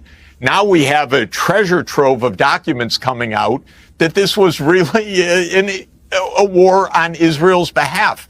Everything about the weapons of mass destruction was phony, known to be phony inside the U.S. government, but this was the argument that was given, and Netanyahu was there in Washington telling him it'll be just great if you take out Saddam Hussein. It's going to topple all the rest of the governments. The idea was, incidentally, that Saddam would be toppled and then the U.S. military would go right into Syria right away. But then an insurgency trapped the United States inside Iraq so that the Syrian war was actually delayed. Now that's Russia. Right now, not necessarily he's pointing out when he means the insurgency, but realize that that's when you try to make this about Russia bad guy in this context, realize the only reason Syria exists today is because Russia stopped their plan. Now, you could argue it's for their interest, maybe for some long-term nefarious plan. That's kind of irrelevant to the point, even though it should matter in a large-term sense. The point is whatever ultimately happened was what we're staring at, and that Russia ultimately did this. Well, rather the outcome of them stepping in was that they saved Syria. That's just the objective reality, and yet they're trying to make it out like the Levenstrom article, making it out to be they're the villain taking over territory everywhere, while you're literally working towards greater Israel. 8 years, but what we're watching is this crazy Netanyahu idea of regional war so that Israel can have its greater Israel, as they call it. In other words, everything is to stop the Palestinian cause, and the U.S. keeps being involved in these wars. And there was Jake Sullivan again today explaining, yeah, terrorists. Who cares about terrorists? We're toppling Assad. And this is again for the Israel lobby, basically. But look, you're blaming Israel for all of it, and fine, that's your view. Many people would say, no, it's I'm blaming Netanyahu in particular. You got to love how he tries to push back. Yeah, well, you're blaming Israel. Like, he literally rattles off things that are more documented than anything you've mumbled on your show, Pierce. And yet, it's all just blaming Israel. Like, you just wash away everything he said as you sit there uncomfortably listening to him. It's just so funny how transparent this guy is. Actually, it's not funny. It's sad and alarming. But in any case, so this is what we're talking about. Like, we're talking about a plan that's been laid out by Israel that we can clearly, like I played the clip last time of Wesley Clark laying out the 7 countries, 5 years. Well, guys, you think that's a coincidence? He literally writes about how that needs to happen, tribes the U.S. government to do so, brags about how he can control the U.S. government, and then what do you know? Wesley Clark gives us a background about how it was walked through how they were going to overthrow 7 countries. Yeah, it's just, and ending with Iran. I mean, it's just, you can't pretend like these are coincidences. We can prove that not only are the U.S. government is acting out Israel's wars at the expense of Americans, but they have manufactured, funded, and used all of the elements they point to rationalize it. Just like Hamas, guys. That's the main point. So getting into this point from going forward, this is from Patrick Henningsen on the 4th. So we're already seeing the trappings of the same game kick back up, where the white helmets suddenly pop up back out of nowhere. If you don't remember that story, in fact, I'll actually grab I meant to do this last time and I forgot. Let's see if anything pops up. Oh, here's a search. That's perfect. It's been a long time since I've looked them up on the browser, but here's just a general search. I'll include that on the website, TLAV website, for white helmets. And you'll find mostly, I think, interviews with Vanessa Beeley, all right, like this one. White helmets involvement in Oregon, child trafficking, disinfo ops. I'll make that one an article that will tag itself. But the point is, this is an entity that is a construct. I mean, and you could prove it. You can keep catching them. You can find white helmets, guys in the pictures that are otherwise in ISIS uniforms, weirdly, just like the Azov movement. What do you know? Amazing what we can continue to ignore as long as we're having a partisan agenda. And the idea is that there was an actual civil defense group that looked like them, that existed before, what's his name? Lemisier, whatever his name is, from the UK, who stepped in and made this group, then mysteriously died off some balcony. The point is that this group, the white helmets they just took the name of this group and then wrote white helmets in English on their uniforms, because that makes sense, right? That they would be a Syrian group for Syrian interest that puts English writing on their name. It's like, they think we're this stupid. And yet it worked to a large degree. And these groups were literally staging false flags and carrying out Al-Qaeda interest for the U.S. government in Israel. And now, guess what? They're back. I'll include both these for you to check out. There's a lot of good content that goes back a long way around the white helmets. Or here, Trump gives $5 million to heroic white helmets. Remember that one? Guys, you can't miss this stuff. So he reports on the 4th of December, in the last 24 hours, both Israel and the white helmets have issued dubious chemical weapons attack warnings for Syria. Here we go, right back in the swing of things. We'll just start lobbing out chemical weapons accusations, because Assad and chemical weapons seems to be something we can all blindly. I mean, the U.S. government, people like Nikki Haley, despite the evidence, have continued to bleat about the same thing. And they're all doing it. I guarantee you're going to hear Trump talk about Assad and chemical weapons, despite the fact that every single one of those claims have been shown to be false. Not to say he's not capable of it, but there's no evidence to back it up. It's amazing that's even a contentious statement with all the evidence that we have. Again, Aaron Mate's work. Robert Fisk proved one specifically on the ground. I just played for you the UN representative that told us it was the rebels, the people funded by the United States and Israel. So he goes on to say Israel's taking it further, saying it will act if any report of chemical weapons takes place. See how easy that is? So now you simply put your people to doing it or pretending to do it, and then you can pretend you have to act because Assad. Trump did the same thing during his last administration. Remember?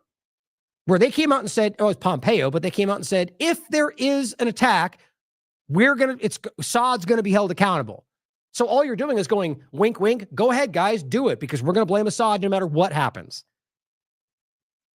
It says these talking points are definitely coordinated, which means the usual suspects are planning another theatrical chemical global media event. Now, again, it could be real. That wouldn't surprise me with the way this is today. They're desperate. A pretext for U.S.-Israeli military escalation and intensified regime change in Syria, which has always been their goal. For those who aren't aware, the so-called White Helmets Group are a Western intelligence-created pseudo-NGO funded by a notorious CIA front org USAID under the U.S. State Department, among other NATO nation and Qatari sources. And he goes on, breaks this down. And here's a good one from Pierce Robinson, and that's, I believe, the Duma example. Yeah, Duma, Syria. This will all be included in the show notes for you to check out. And he goes over a lot of other information. My point was just simply to show you that this is all rising back up. It's all based on the Israeli government screaming things with the U.S. government support.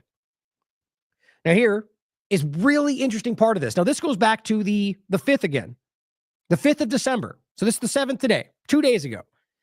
So already, despite how this is seemingly right in the beginning, before it even seemed like as much was going on, not the beginning necessarily, but obviously this goes back well before even this month. But 3 U.S. troops examined for brain injuries after Syria attack. I don't know why this is always this point. Like, Iran bombs the base and Trump goes, we've got 100 brain injuries. Like, how much damage? Like, what was it, a shockwave? Like, what the idea that you could pretend there was 100 traumatic brain injuries and no other injuries?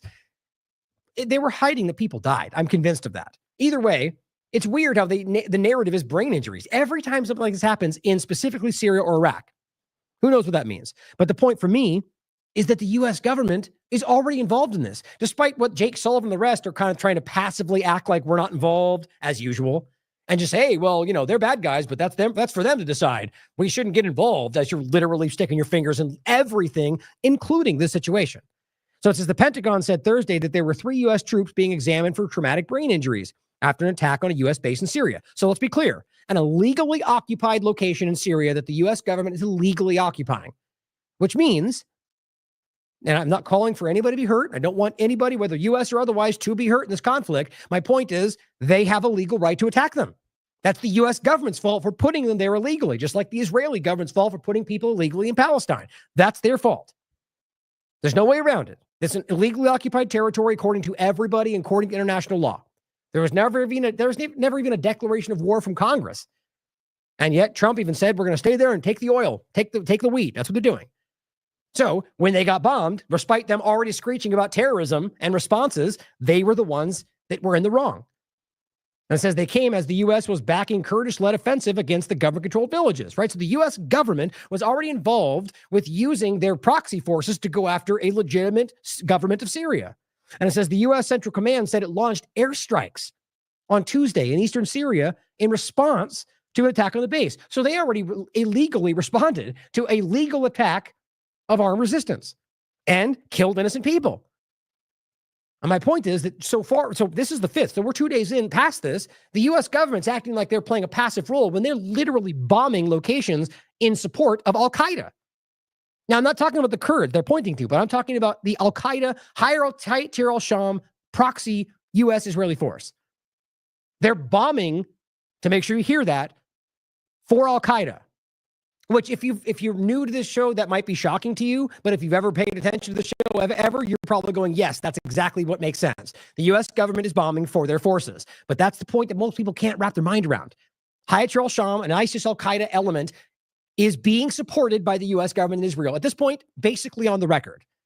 How many times in the past have we talked about how, they've even floated this over the years. Like, maybe we should be working with them as an ally. Like, people in the government have said that and gotten incredible pushback. I'm telling you, that's coming from outside influence, because we know as a fact that Israel has given them medical treatment, these are their proxies. What I'm getting into is the points that have been at least admitted to. So going forward, launched airstrikes to destroy multiple trucks with rocket launcher systems. By the way, so it's Syrian military. So not like it's new, but the U.S. government is at war with the Syrian government. And it says the CENTCOM framed the strikes as self-defense. Think about how embarrassing that is. Regardless of what the legal dynamic is, you are in their country. But the reality is it's an illegal occupation, which means whether or not you fought, they have a right to attack you. You claiming self-defense is not even in the conversation, like with Israel and Palestine, according to international law, that you guys pretend to be fighting for but don't care about. Now, it says, according to the Al Monitor, it says the offensive was led by Deir al-Azor Military Council, a militia that falls under the SDF, the so-called Syrian Democratic Forces, like the Patriot Act. They don't mean what the words they use. And the U.S. was supporting them as they attempted to seize control of a series of villages occupied by the Syrian government. And then it says at the end, the report said that Hayat al-Sham offensive offered the U.S. a narrow opportunity to beef up its control of the Syrian oil-rich region. They are bombing for al-Qaeda. Nothing new. Patrick Henderson continues on the 6th, saying Erdogan's Turkey, so that's the point Vanessa's been making, that you have multiple entities, including a NATO ally, on the record, mind you, Turkey, who is involved on the ground. Not new to see. And as Vanessa pointed out in our last interview, the point is that Turkey is clearly more in line with the larger agenda than they want you to think, as they pretend to push back against Israel, but seem to be in line with the large agenda. Erdogan's Turkey has all but declared war on Syria. He commands the world's largest al-Qaeda army and has directed the terrorists to go all the way to Damascus, he writes. Turkey is a NATO member, so that means NATO is commanding al-Qaeda in Syria. Let that sink in. Elijah Manye says this is the end of any negotiations. The Turkish president said his proxies will continue to Damascus. This is on the 6th. Either Turkey, how sad is, what does he mean by there? How said is supporting Gaza. The U.S. and Israel, hitting all supply roads, prevail, or Iran and Russia prevail. No more middle solution. There's two camps now in this theater. I guess the point he's making is that now they've driven this so far that one element has to essentially fail as opposed to just pull back. I think the point is that this has been pushed by the Israeli government out of desperation to the point to where there is nothing but war that's coming, supported by all sides of your paradigm. Now, as Vanessa points a little bit pushback on what Patrick is saying, but to be fair, he's simply asking. He says, more bad news for the axis of resistance? And there's a question mark. Syria abandons yet another key position. What he's pointing out is what the report is. Apparently, Vanessa's claiming this is not true.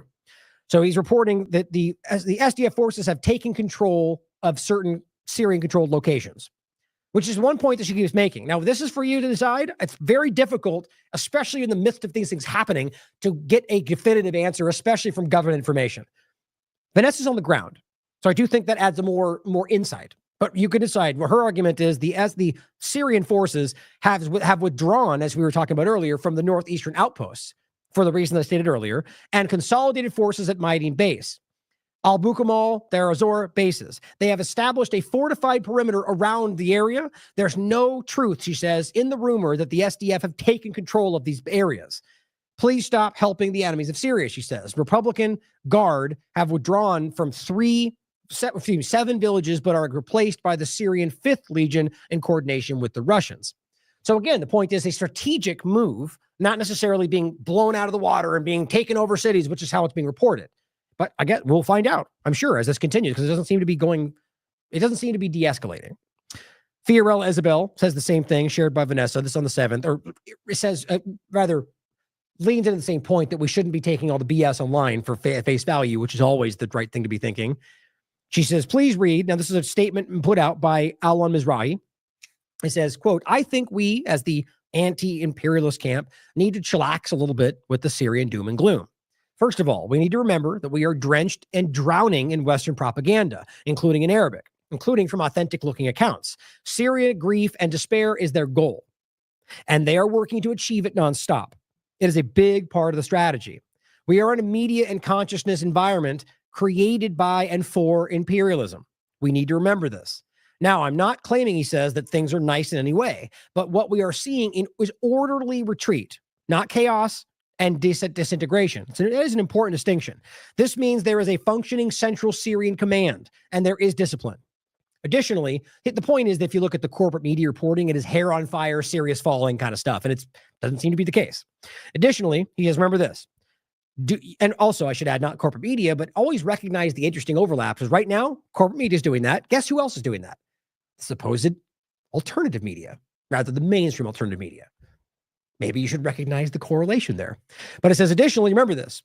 You do not occupy a country the size of Syria with 50,000 men. That was what Vanessa's point was. I'm not talking about a small group, but we're talking about a group that is objectively not capable of truly overtaking these areas, rather just only when they pull back and allow a strategic retreat to open the area. You see my point? So again, this is I argue this is what's happening based on everything I can see, but I don't think anybody truly knows for sure other than people that are involved. And it says you can have a blitzkrieg and storm through some places, which is what she was saying, but it is a whole different thing from maintaining authority and overcoming pockets of resistance and infiltration and preparing for counteroffensives, not to mention managing daily life challenges. Also, he says, a city taken in 2 to 3 days by one side can be taken in a few days by the other. No one has superpowers. The perception of unstoppability and historic momentum is psychological warfare. It is manufactured by propaganda. Don't participate in it. He says, I have no idea where this is going, and neither do you. The taking of cities needs to be put in perspective. This is not the Middle Ages, and this is not Ukraine. There is no one major accepted command for Western Islamists. They are not the Russian army. Can Western mercenaries maintain governance and create defense? We have no idea. Is there strategic thought behind the SSA's conduct? We don't know. What Iran and Russia are going to do or doing behind the scenes, we don't know. We do know that if they don't act in a serious way, it's going to be virtually impossible for Syria to contain this. He says the intention of this attack was clearly to wash over much of Syria and overwhelm Syrian forces into mental collapse and surrender, which is what we'll get into. The reports, as always, by the way, that Assad has fled the country. Every time they said in the past, it hasn't been true, which I argue it's not right now as well. Frankly, I find of all people we would talk about, that he'd be one of the last that would flee the country. That's my opinion of what I've seen of him, and I do think it's pretty clear that he's not what they've made him out to be. My point is that he seems to be pretty adamantly supportive of sort of like a Palestinian that we're going to die here to defend what's ours. He seems to at least express the same opinion about him supporting Syria to the end, right? But I think either way, the point is, where was it that getting them to believe that they've lost. They did the same thing in Ukraine and same thing in Gaza, right? How many times they told you it was already over? They said that the first week, and they have failed. So recognize that. But he goes, so don't become willing victims of a CIA psyop. Not knowing what's about to happen or what's really happening. I suggest keeping some of the doom and gloom for the final results if things indeed go that way. But don't give in just yet. Hamas still fights Israel. No one has the luxury of despair. Not now, not ever. That's Alon Mizrahi. Now, Vanessa adds on the 7th as well. What happened to journalists verifying sources? If you are not in Syria, you are taking information from Telegram channels, or if you're doing that, etc., without checking the validity, which, by the way, we know that is mainstream alternative media, but the corporate media has very clearly started to do a lot of the same things, like taking tweets and just going with it with no verification, which kind of I think has always been their shtick, but using like the government, for example, but it's just becoming more transparent, and they're embarrassing themselves. But I think at this point, has little interest. They don't care. Goes on to say, or checking the accuracy of these reports, and you are then sharing that information with which in multiple cases is alarmist or false or incomplete. You are increasing the pressure on the Syrian people, which I think is part of the game and for many of them. But she says these people are already being displaced, around 370,000 of them in Syria, and besieged or occupied by sectarian factions or foreign mercenary thugs who are looting and kidnapping people from their homes. Guys, U.S. and Israeli funded, backed, armed, supported elements are doing that. You are helping the axis of terror in their side war against the resistance. All this doom-laden analysis is without context or facts from the ground. This is a war on all fronts: political, military, economic. She says, I live here. I cannot categorically say I have the full picture, so how can you say that you have the full picture from London, Washington, Paris, or Russia? There is too much at stake to focus on clickbait and sensationalist headlines. Now realize, even that point right there, it doesn't always have to be in the interest of a major agenda. A lot of these partisan people just lie to get influence. That's how this works. Right now it's gangbusters on Twitter just to dump fake information, which is their right. It's free speech. My point is they're being monetized. It's not just that they have a right to do it. They're driving that through manipulation and benefit. There are people that have risen to millions of followers by literally lying every day on this platform. I will always defend the right to do so, but it's important that we highlight why it's happening and exploding and the influence. My point would be in an organic field, those people would eventually fall by the wayside. But this case, they're being driven to the top for obvious agenda reasons. But please try to consider, she continues, the people of Syria who have been fighting this war for 14 years. Yes, they have tried. Or yes, they are tired, excuse me. They are demoralized. But that is the fault of the West and their barbaric sanctions, their occupation of resources, their desire to bring a resistant country to its knees by any means possible.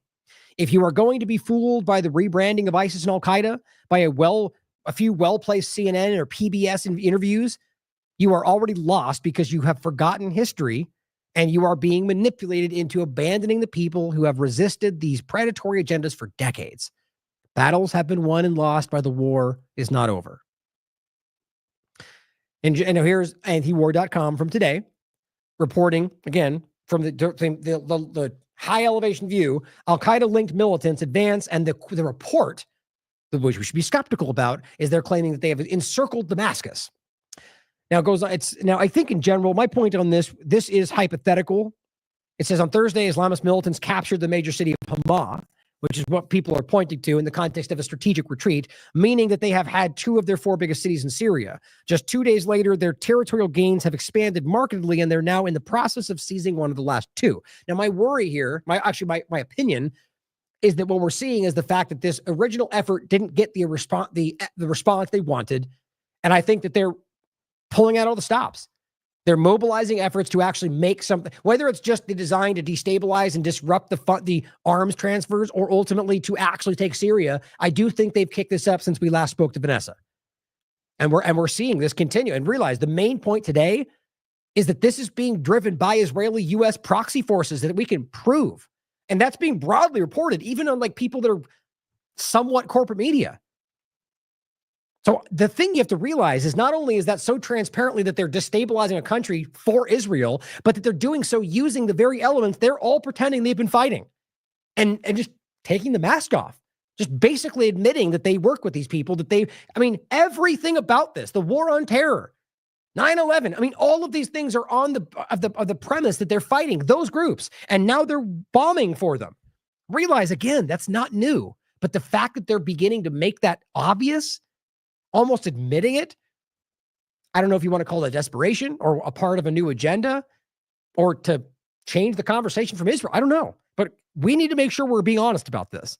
Now, it says the obvious next step after the fall of Hamas was to advance southward to go to Homs. And we just went over that on the map, by the way, with my interview with Vanessa, we should check out.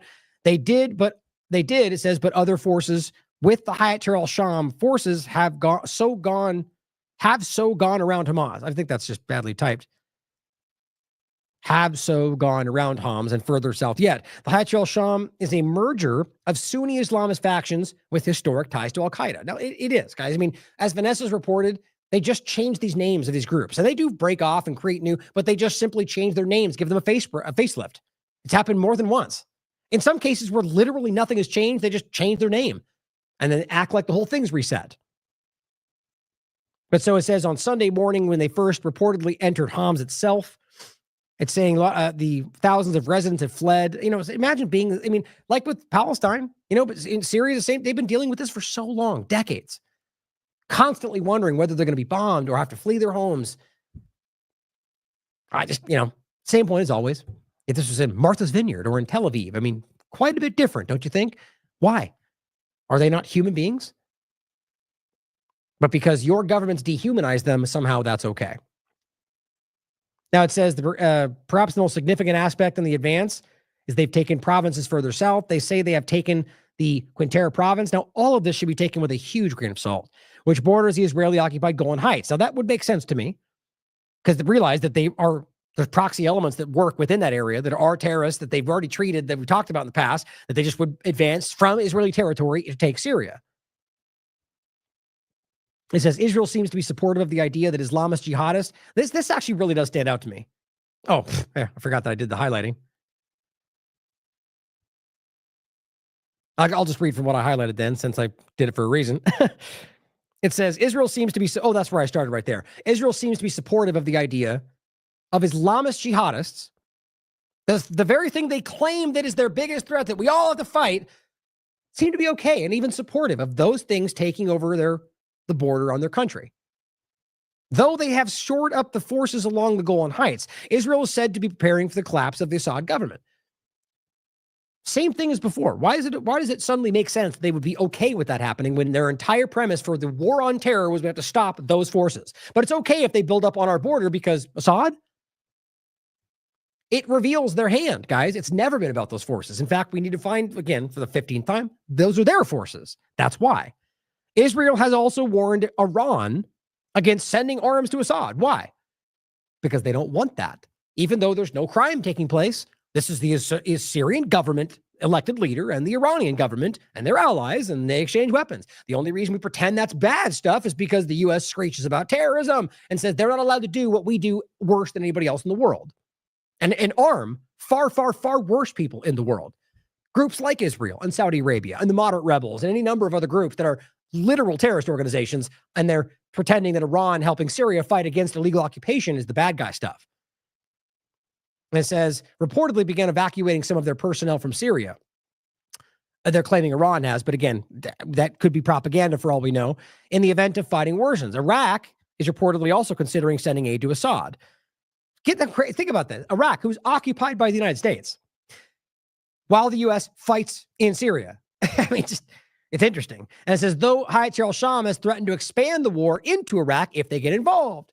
There's your response. So what that needs to read, Iraq says they're going to stand up and help Assad, and the U.S. government threatens to push back. That's what that reads as. Because the Hayat al-Sham group is the U.S. and Israel. So they're simply saying, we're going to go after you, Iraq, more. We'll dump our proxy elements into your territory if you fight to help Assad. And it says, excuse me, the U.S. official position is that they prefer Hayat al-Sham, Al-Qaeda, to Assad. There you go. It doesn't get any more simple than that. They're showing you their hand, which has always been the case. They've used the guise of going after terrorism to destabilize Syria for their interests, for Israel's interests, for theft, occupation, and control. And now when it comes to a head, they go, yeah, they're bad, but it's okay because this is our real agenda. Oops. With National Security Advisor Jake Sullivan saying the U.S. won't cry if Syria is taken over by Al-Qaeda. Can you think about how this is so stupid. The entire point of the war on terror is that we can't have territories taken over by Al-Qaeda, right? Because then they're going to have power. What about the caliphate, right? In Syria and Iraq was the point. And then suddenly, that very thing starts to happen. At least they claim. That's the narrative again. And we're going to let it happen because, well, Assad, bad guy. So the very reason you started the war on terror is okay as long as Assad goes away. There's your story. They lied to you. They've killed tens of millions of people in the war of terror in order to stop. I mean, it's the same point as letting Taliban take back over Afghanistan. You invaded under the guise of stopping the Taliban. 20 plus years later, you back away and let the Taliban take control. It wasn't about the Taliban. It's pretty simple. It says the U.S. has also sought to use it for an opportunity for the SDF, again, read proxy force of the U.S. elements, to seize territory further east. Recently, the SDF has seized the city of Dar ez-Zor, which is not far from the Iraqi border, reportedly. Though the U.S. still considers Hayat al-Sham a terrorist organization, I'll add that they just said it's okay that they take territory from the government of Syria. Excuse me, hiccups all of a sudden. They seem increasingly comfortable with them. Historically, they have funded multiple of the organizations which eventually merged into being Hayat al-Sham, with billions of dollars spent arming and training with them. The ultimate goal of regime change. How is that different than funding Hamas? To keep them, I mean, it's the same point, guys. This is what they do. I've never seen this stuff more transparent. Now realize this is antiwar.com, but this is being discussed in corporate media right now. Now it says this admission that they prefer Hayat al-Sham to Assad then isn't so much a change in U.S. policy as a long-standing U.S. policy that they used to not be willing to state publicly. That's the point that you don't get in corporate media. The recent fall of the southern cities, reportedly, and provinces clearly isn't just about taking border areas. The Hayat al-Sham, Al-Qaeda ISIS element is being very public about their intention to encircle Damascus. It couldn't be more obvious. Now, Hayat al-Sham formed as early as 2017 as a merger of several Islamist militant groups, centering initially around fighting Jabhat al-Nusra, but ultimately merging with them as well. And you remember we talked about the CIA having a proxy element that was fighting a State Department element in Syria? That's how clumsy this all is. And that's the idea. They were fighting and they just merged them together. All of this, like everything they point to in most cases they claim, which is why they have to be doing this, are people that they're working with and funding. It's really as simple as that. Now it says Jabhat al-Nusra was effectively the Syrian wing of al-Qaeda, who they're working with alongside, funding, arming, supporting. Though they broke off with them publicly in 2016. Despite that, Hayat al-Sham maintains much of the underlying rhetoric of al-Qaeda. Now here is the corporate media, Associated Press. Syrian insurgents reach the capital suburbs. Worried residents flee and stock up on supplies. Here's what it says. It says the insurgents, the insurgents stunning march across Syria. Way to start the article, journalist. The stunning march across Syria. Like this is like the beauty of the missiles bombing down on Syria. What was that? I forget his name. They are so gross about the way they cover these things. So we're talking about, first of all, a terrorist organization that the Associated Press 30 seconds ago was calling a terrorist organization that now is an insurgent group that's stunningly marching across Syria. It's guys, we're literally watching the Azov Nazis terrifying. Oh, no, never mind. Now Russia invaded. Now they're the good guys we're fighting with. What do you mean Nazi? I've never even heard that word before. Do you think they don't know this? Like, how would they live with themselves? Whether editors or writers, that you can literally start pretending like the Nazis that you were telling us were Nazis are suddenly not that anymore because the narrative changed. In this case, the terrorist organization that their government's been fighting, apparently, is suddenly an insurgent group that's having a stunning march across Syria because Assad, bad guy.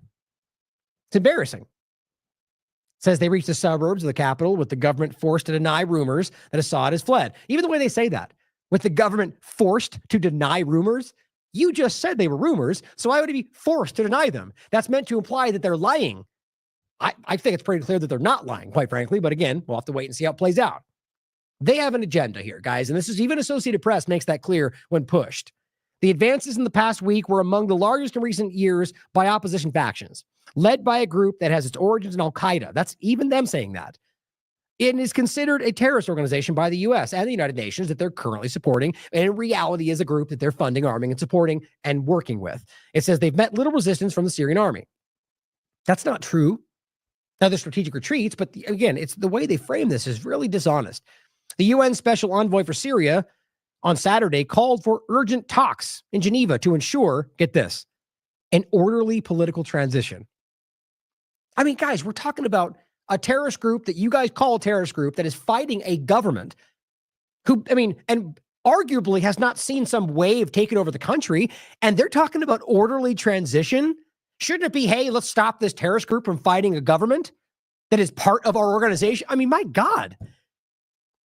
They couldn't be more transparent right now about why they want this to happen. Now, lastly, important to understand, as I've already said a bunch of times, but I want to show you just a fraction of all the evidence out there. The reality of the group that they're talking about is simply a proxy element of the U.S. and Israel.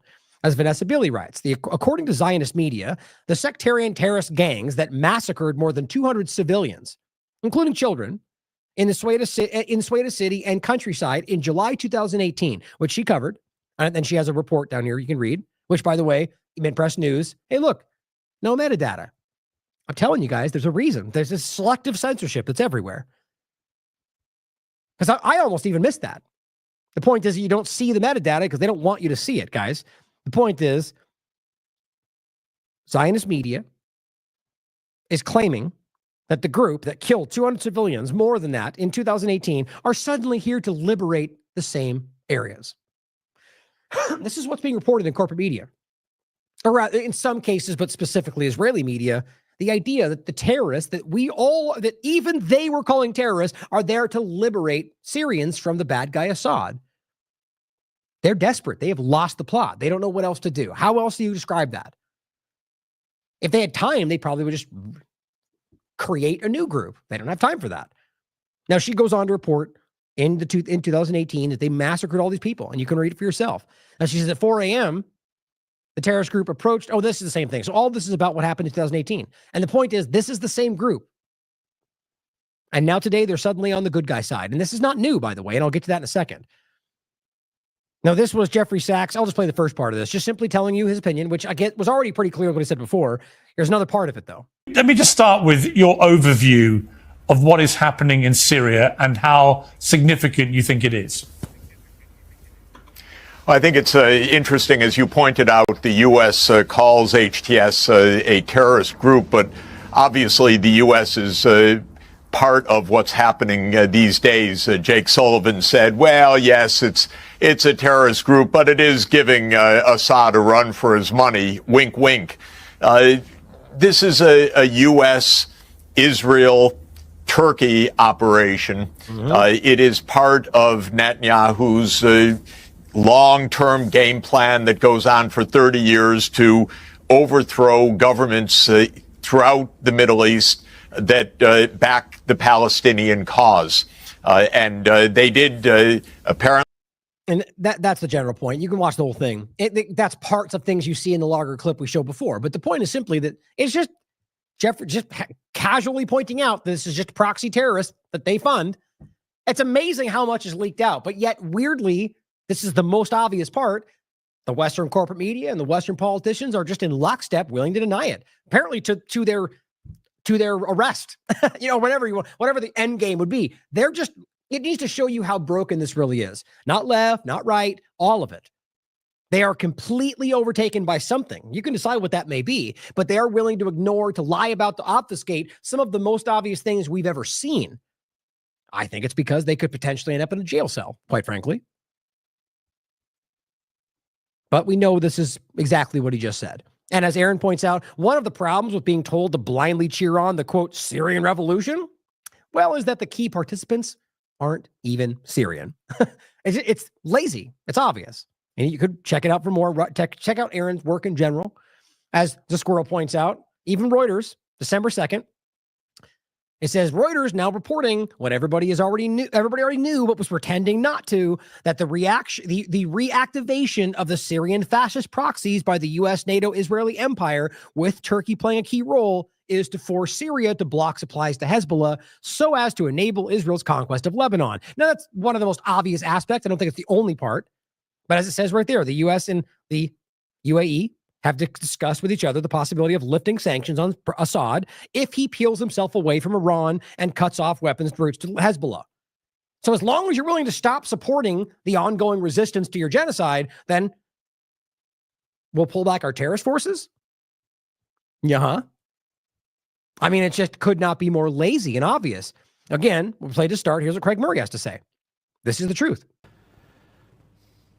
There's no doubt that the so-called rebel forces attacking the government in Syria are creatures of the United States and of Israel. There's been congressional testimony in the United States openly that the United States had spent more than $500 million on the Syrian rebel forces. And that was some years ago. It's gone up since then. Israel has provided medical and other support facilities to them perfectly openly. The United States yesterday was attacking from the air forces coming from Iraq to try to help the government of Syria, while Israel was attacking the links between Syria and Lebanon, again with bombing from the air. And the forces facing the rebels, the Syrian Arab Army, the National Army of Syria, has been bombed relentlessly by Israel for more than a year. So there's no doubt whatsoever that the rebels are backed by the CIA and backed by Israel. And that's what's happening here. It's an attempt by the Americans and the Israelis, aided by the Turks, to overthrow the regime in Damascus in order to block assistance flowing through Syria to Lebanon. Good for him, right? I mean, not that he needs me to say that. He's been doing this whole career, but just, good on, especially right now. right? To have the determination, the courage to stand by this kind of, because it's the proven truth. It's just it's integrity. He has integrity. He's not willing to shy away from the uncomfortable truth. So it's why you should follow Greg Murray. The point, as he says, the so-called Syrian rebels are a creation of the U.S., funded, armed, and supported to destabilize Damascus and disrupt regional stability. And this is the important part. It's not a revolution. It is foreign interference. Both the U.S. and Israel but recognize the same thing happening to you in this country right now. Now, you may remember this clip, by the way. Now, at one point, this was dismissed as a misspeak, or it's a typo, or a altered video, but it's not.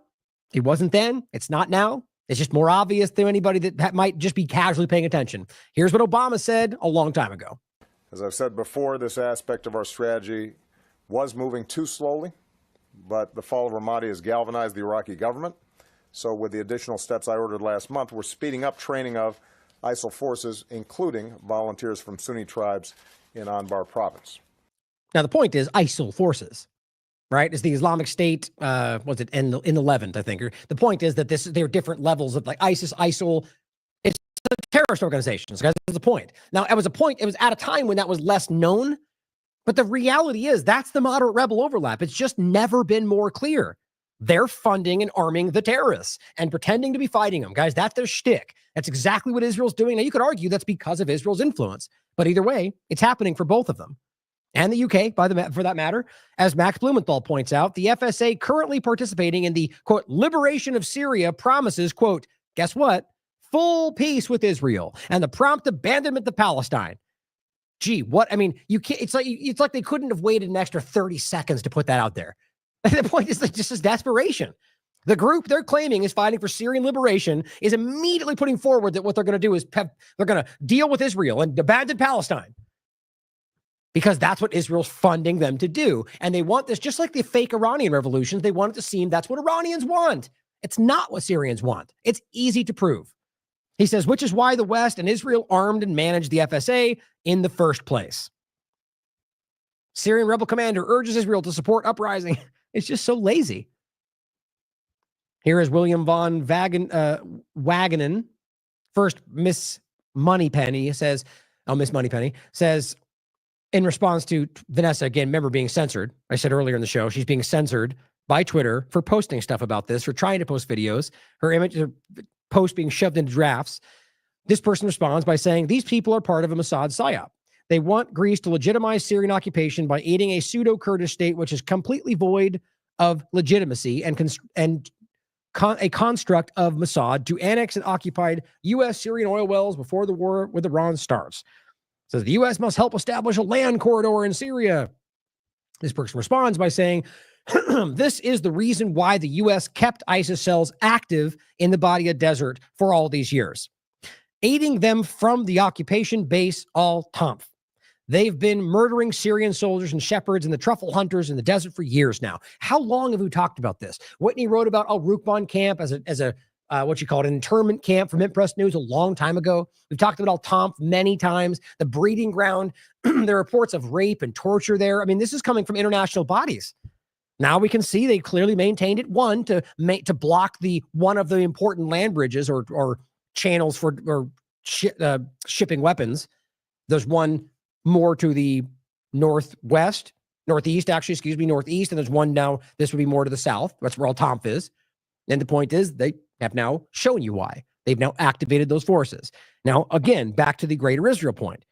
As Angela points out, Hayat al-Sham group in Syria is doing the job on behalf of Israel for expansion and creation of Greater Israel. Now, whether that's what they're doing and why, it is why Israel's driving this. At least one part of it, in my opinion. And I think it's obvious. Turkey and the U.S. are simply helping. The masks are off. Now, that's the image today. Look, if 2/3 of Syria is in the crosshairs of what Israel wants to take, then that's a secondary reason. Not just stopping them from helping the other resistance elements, but simply because they covet their territory. As David Icke said as well, here we go. Now look, guys, that's where the red dot is. Think about that. The rest of this is Syria that they have designs on. Now, here's what he says. Or rather, what Patrick points out. More evidence of absolute coordination between Israel and al-Qaeda in Syria. Israel has already admitted on Friday that it is developing additional ground and air forces on the border with Syria in Israel's illegally occupied Golan Heights in order to draw Syrian army forces away from the rapidly advancing Western-backed al-Qaeda terrorist army. Coordination, working with them to open up the corridor basically to pull troops away so they can at least have better chance of taking Damascus. It's just not secret, guys. Now, here's what's even more crazy. The U.S. mission to the UN yesterday put out this statement.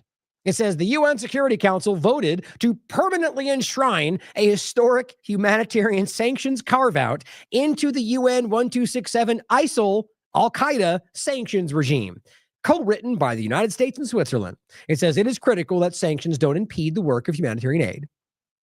I mean, my God. So first of all, the idea that you're pretending like there's some kind of humanitarian sanctions carve out for the groups that you're funding and arming and working with.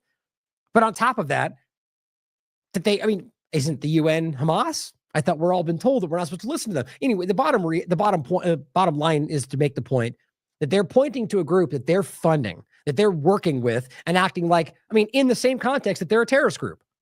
And this person writes, so in other words, the UN Security Council is sanctioning the U.S. and Israel proxies. Exactly.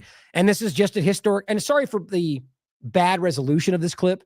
I added this toward the end of my prep today. I just have time to find, as I'll usually try to find the real clip so it's not as fuzzy. But this is a real clip. This is former FBI counterterrorism consultant Paul Williams simply expressing his opinion, but I think it's easily proven that this is the reality. We created ISIS. Now, again, we mean U.S. government, not America or the country, because those things are different. ISIS is no less than the people up in Islamberg, no less than Gulen, is a CIA creation. John McCain, for heaven's sake, was over there with the ISIS officials. We created them. By the way, who else was he with? Oh, that's right. The Azov movement with Lindsey Graham. Isn't it funny how he seems to pop up before these things take off? We've seen these. We've seen the images of him standing next to the U.S. aid tent with ISIS members. I don't even remember what the narrative was. What, that was a Photoshop or just people just ignored it because it wasn't what they were told to look at? It's all there. It's always been there. They came from the Al-Nusra group, the Syrian Liberation Front. These two organizations combined and they morphed into ISIS. It's our creation. We create them. We still direct them. When ISIS warriors are injured in battle, where are they transported? They're transported, for heaven's sake, to Israel. They're treated by the Israelis in Israeli hospitals and brought back to battle. Well, plenty of the rebels have acknowledged that they've been supported by Israel, and they've thanked Israel for helping them. In fact, arms are oftentimes caught. Israeli arms are caught on route to the rebel groups. But when it comes, and here's that article from Jerusalem Post. Israel treating al-Qaeda fighters wounded in Syria. Oh my God, crazy. No, it's pretty benign and normal if you understand the reality of what's going on. Or I'll see if I can get this to pop up. Yeah, this is on Newsweek, for crying out loud. ISIS fighters regret attacking Israel and have, quote, apologized. That's on Newsweek, 2017. Oh, really? The terrorist organization apologizes for bombing Israel? My God. I don't know why they ever thought that even would make sense, but sure enough, this is a real conversation. Now I'll include the watch along of the 3-part documentary for James Corbett, which again, I always reference this when it comes to this conversation. It's called The Secret History of Al-Qaeda. It is there's plenty more to find, but this is everything you need. The receipts are there. It is nailed to the wall. I'll also recommend Ben Swann's documentary a while back around the idea of who created ISIS. The evidence is transparent. This overlaps with 9/11. It overlaps with a lot of things. But the truth is that you could prove that this group was literally cultivated and still worked, as he said, directed by the groups we're talking about. Shouldn't be contentious anymore. Lastly, same things. History clearly repeats itself, guys. So how many times have I referenced this? Anti-Soviet warrior puts his army on the road to peace. Next to an image of Osama bin Laden. Now, I believe this is independent. I believe the Washington Post put out a similar headline. They called him a warrior of peace, guys. because that was the agenda. Saddam Hussein was an ally of the U.S. until he just wasn't anymore. You know, they gave him chemical weapons to use against Iran, and then they took him out. Not exactly like that. It took a while after that, but the point is that almost every big boogeyman in the world was a U.S. Israeli asset before they suddenly were the big bad guy. Now, I think that's just them outliving their usefulness. But here's what's happening today. This person says, what the U.S. did to bin Laden is now being done to al-Golani, the supposed leader of the Hayat Tahrir al-Sham group. Al-Qaeda being whitewashed once again by the U.S. empire. Here's what the Wall Street Journal wrote on the 2nd of December. How a Syrian rebel went from an American jail to seizing Aleppo. Oh my God. You mean they had him in their custody and then he got out and started a group that they're funding and arming and using against Syria? Oh my gosh, what a coincidence. Or not. Or it's obvious what you're looking at. Another intelligence operation. The point is this guy, like, here's the main point is that we know for a fact that Hayat Tahrir al-Sham is a proxy of these groups. So now that they're beginning to change their narrative, like we just showed you, as the Wall Street Journal, I said, or it was the, I think it was also, I forget the other plot, we just read it, where they were calling, it's Reuters, the insurgent with their stunning takeover. But with 30 seconds ago, they were the most evil terrorist group in the world. And now, it's just immediate on a dime. Now he's a Syrian rebel who's seizing Aleppo. And it says once affiliated with Islamic State, he professes religious tolerance. Are you kidding me? What, did that change 3 days ago? I mean, you guys are children. Like the fact, my point again is that these people know what they're doing. There's no way they don't. Just like they did then. And here's CNN even. It says, how come CNN always gets exclusive interviews with the rebranded heads of Al-Qaeda? Good question. And it says, how Syria's rebel leader went from radical jihadist to blazer-wearing revolutionary. My God, because he's being cultivated that way, just like Zelensky or any of the other proxy forces you guys puppeteer. They're literally taking Al-Qaeda, ISIS, and on a dime, turning him into a revolutionary fighting for freedom against Syria. That's what they've done more than once. I just think people are paying attention more right now. And I'll include this. It's 18 minutes long, but Dan did a great documentary. This goes back to earlier discussions, 2018. But it's in order to effect the regime change in Syria, the U.S. government and its media organs carried out the most sophisticated and expensive propaganda campaign in history. He says he documented several aspects of it in his mini-doc in 2018. It's entitled The Syrian Deception. Al-Qaeda goes to Hollywood. It remains extremely relevant as the same forces are now collapsing the Syrian state, or at least that's the narrative going around. Important to watch. Ending in general, overlap with Trump. Michael Tracy says, given that Syria is back in the news, it might have been a good idea for anyone, to ask Donald Trump at some point in the 2024 campaign if he still holds the view that the U.S. troops should remain indefinitely in Syria to plunder their natural resources, otherwise known as a war crime. They say he left troops in Syria. You know what I did? I left troops to take the oil. I took the oil. The only troops I have are taking the oil. They're protecting the oil. I took over we're taking the oil. We're not taking the oil. Well, maybe we will. Maybe we won't. No, they were. At that very moment, I was proving this on my show, that they were seeing tankers rolling out of oil as we were getting shouted down by all of the people. Everybody, it seemed. And then later, that was proven to be the case, like a lot of stuff we cover. Really, legitimately even proven. And even, I shouldn't even say it was proven when I covered it. The corporate media then acknowledged it months and months down the road. They're still currently stealing oil and burning wheat fields and taking food and whatever else. That's right now. And Trump was proudly telling you that. That's one of the reasons why some of us like when he's in power, even though it's terrifying, is because he says the quiet part out loud far too often. They're protecting the facility. I don't know. Maybe we should take it, but we have the oil right now. See how she even tried to recorrect his own statement? No, we're taking the what did she say? We're taking the I don't know. Maybe we should take it. We're protecting the facilities. That's not journalism when you're putting words in his mouth that he's not saying and he even fights back against you. Surprise, surprise, it's propaganda. I don't know. Maybe we should take it, but we have the oil. Right now, the United States has the oil. So they say he left troops in Syria. No, I got rid of all of them other than we're protecting the oil. And that's not even true, by the way, as I've shown you 45 times over, whether it's Academy Blackwater or just actual U.S. troops that never left or any number of other overlaps. They lie. And who knows if he even knows that? Wouldn't surprise me if he didn't. Point is, it's happening. He's happily telling you at this point that he's there to steal from his sovereign country. The point is that this is now becoming a topic again, and he's about to take power again. What do you think is going to change? I hope everything. The obvious point is that likely nothing. Tracy also points out the example of what he said. He basically put out a statement on Truth Social, but also on Twitter. And it says, opposition fighters in Syria, opposition fighters, otherwise known as the terrorist organizations that you're funding during your administration and Biden's, in an unprecedented move, have totally taken over numerous cities. You see, that's what Vanessa's telling us is simply not true. In highly coordinated offensive that are now on the outskirts of Damascus, obviously preparing to make a very big move towards Assad. Russia, because they are so tied up in Ukraine, and with the loss over there of 600,000 soldiers, which I don't know where the world he's pulling that from.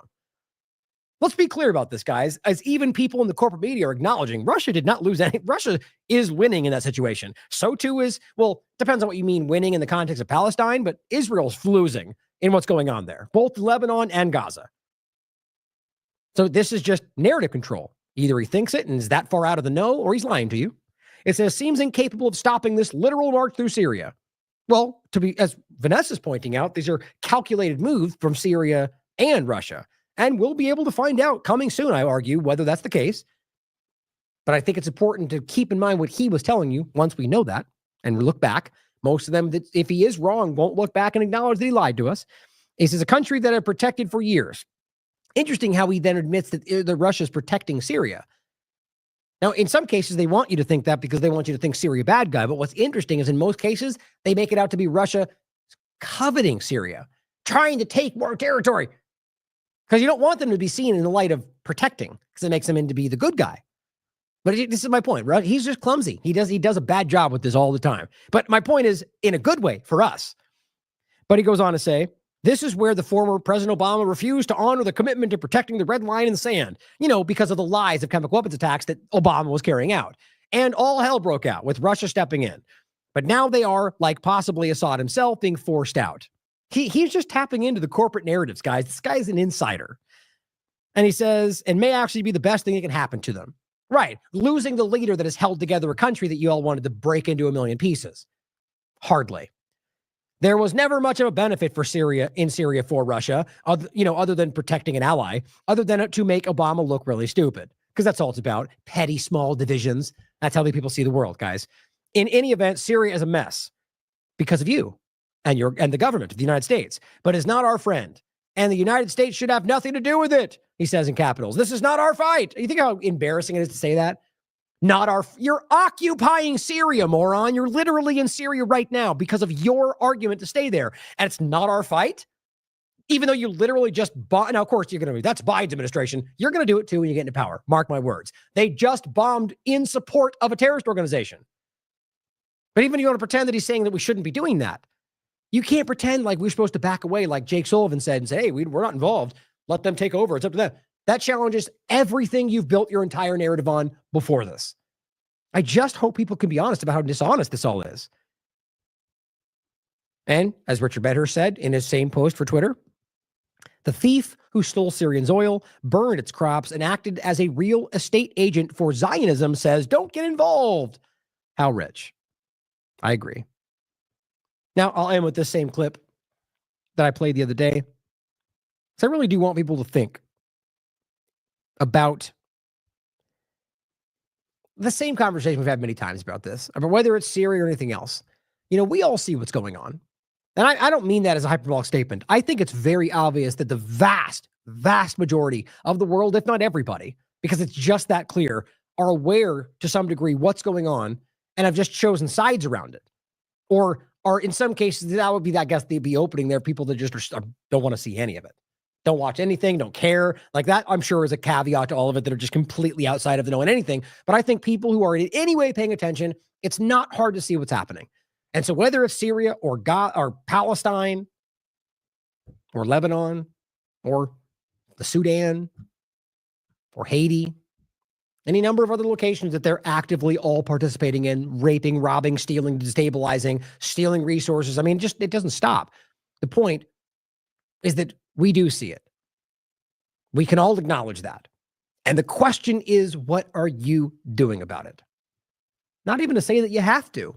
My point, though, is that if you do care about those things, if you're one of those people that makes that statement, in World War II, in the Holocaust, what would we have done? Well, you're in that as the same old statement is said every time. You know right now. So if you're doing nothing and that would make you uncomfortable to consider that in the context of World War II, then reflect on that, because you have an opportunity to correct that now. You have an opportunity to say something, do something, to protest, to make a show, to do whatever else you think is necessary. And I never advocate for violence. What are you doing to stop these things? As I'll play this clip again, there will come a time, guys, I promise you, where future generations will look back and ask you what you did to stop this now. We here have an answer for that. A lot of us did everything we possibly could, well beyond this show itself, because we just aren't okay with letting these things happen. I can't sleep with myself at night if I don't at least do what I can within the means that are in front of me to try to stop an obvious, just the endless destruction of human life. So help me stop that. Stand up. Find the courage to stand against all of the pressure. I know it's a lot. There's people that need you. They're calling for you right now. So ask yourself, what are you going to do about it? I love you all. Thank you for being here and continue to stand with platforms that fight for you. As always, question everything. Come to your own conclusions. Stay vigilant. Afternoon, Seattle. Welcome to your afternoon newscast. We're here to bring you stories that matter most. Today marks the 16th anniversary of the tragic genocide. Commemorations are being held all around the world.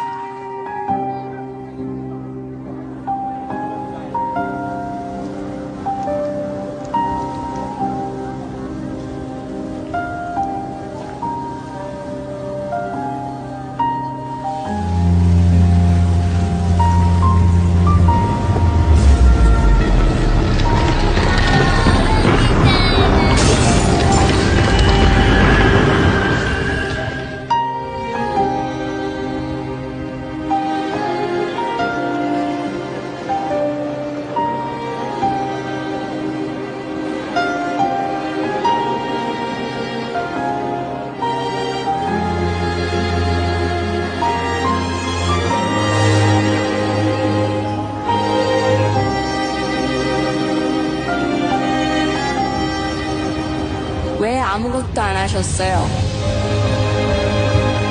Was hast du während des Völkermords gemacht, Großvater? Mais tout était devant vos yeux. Did you just watch it?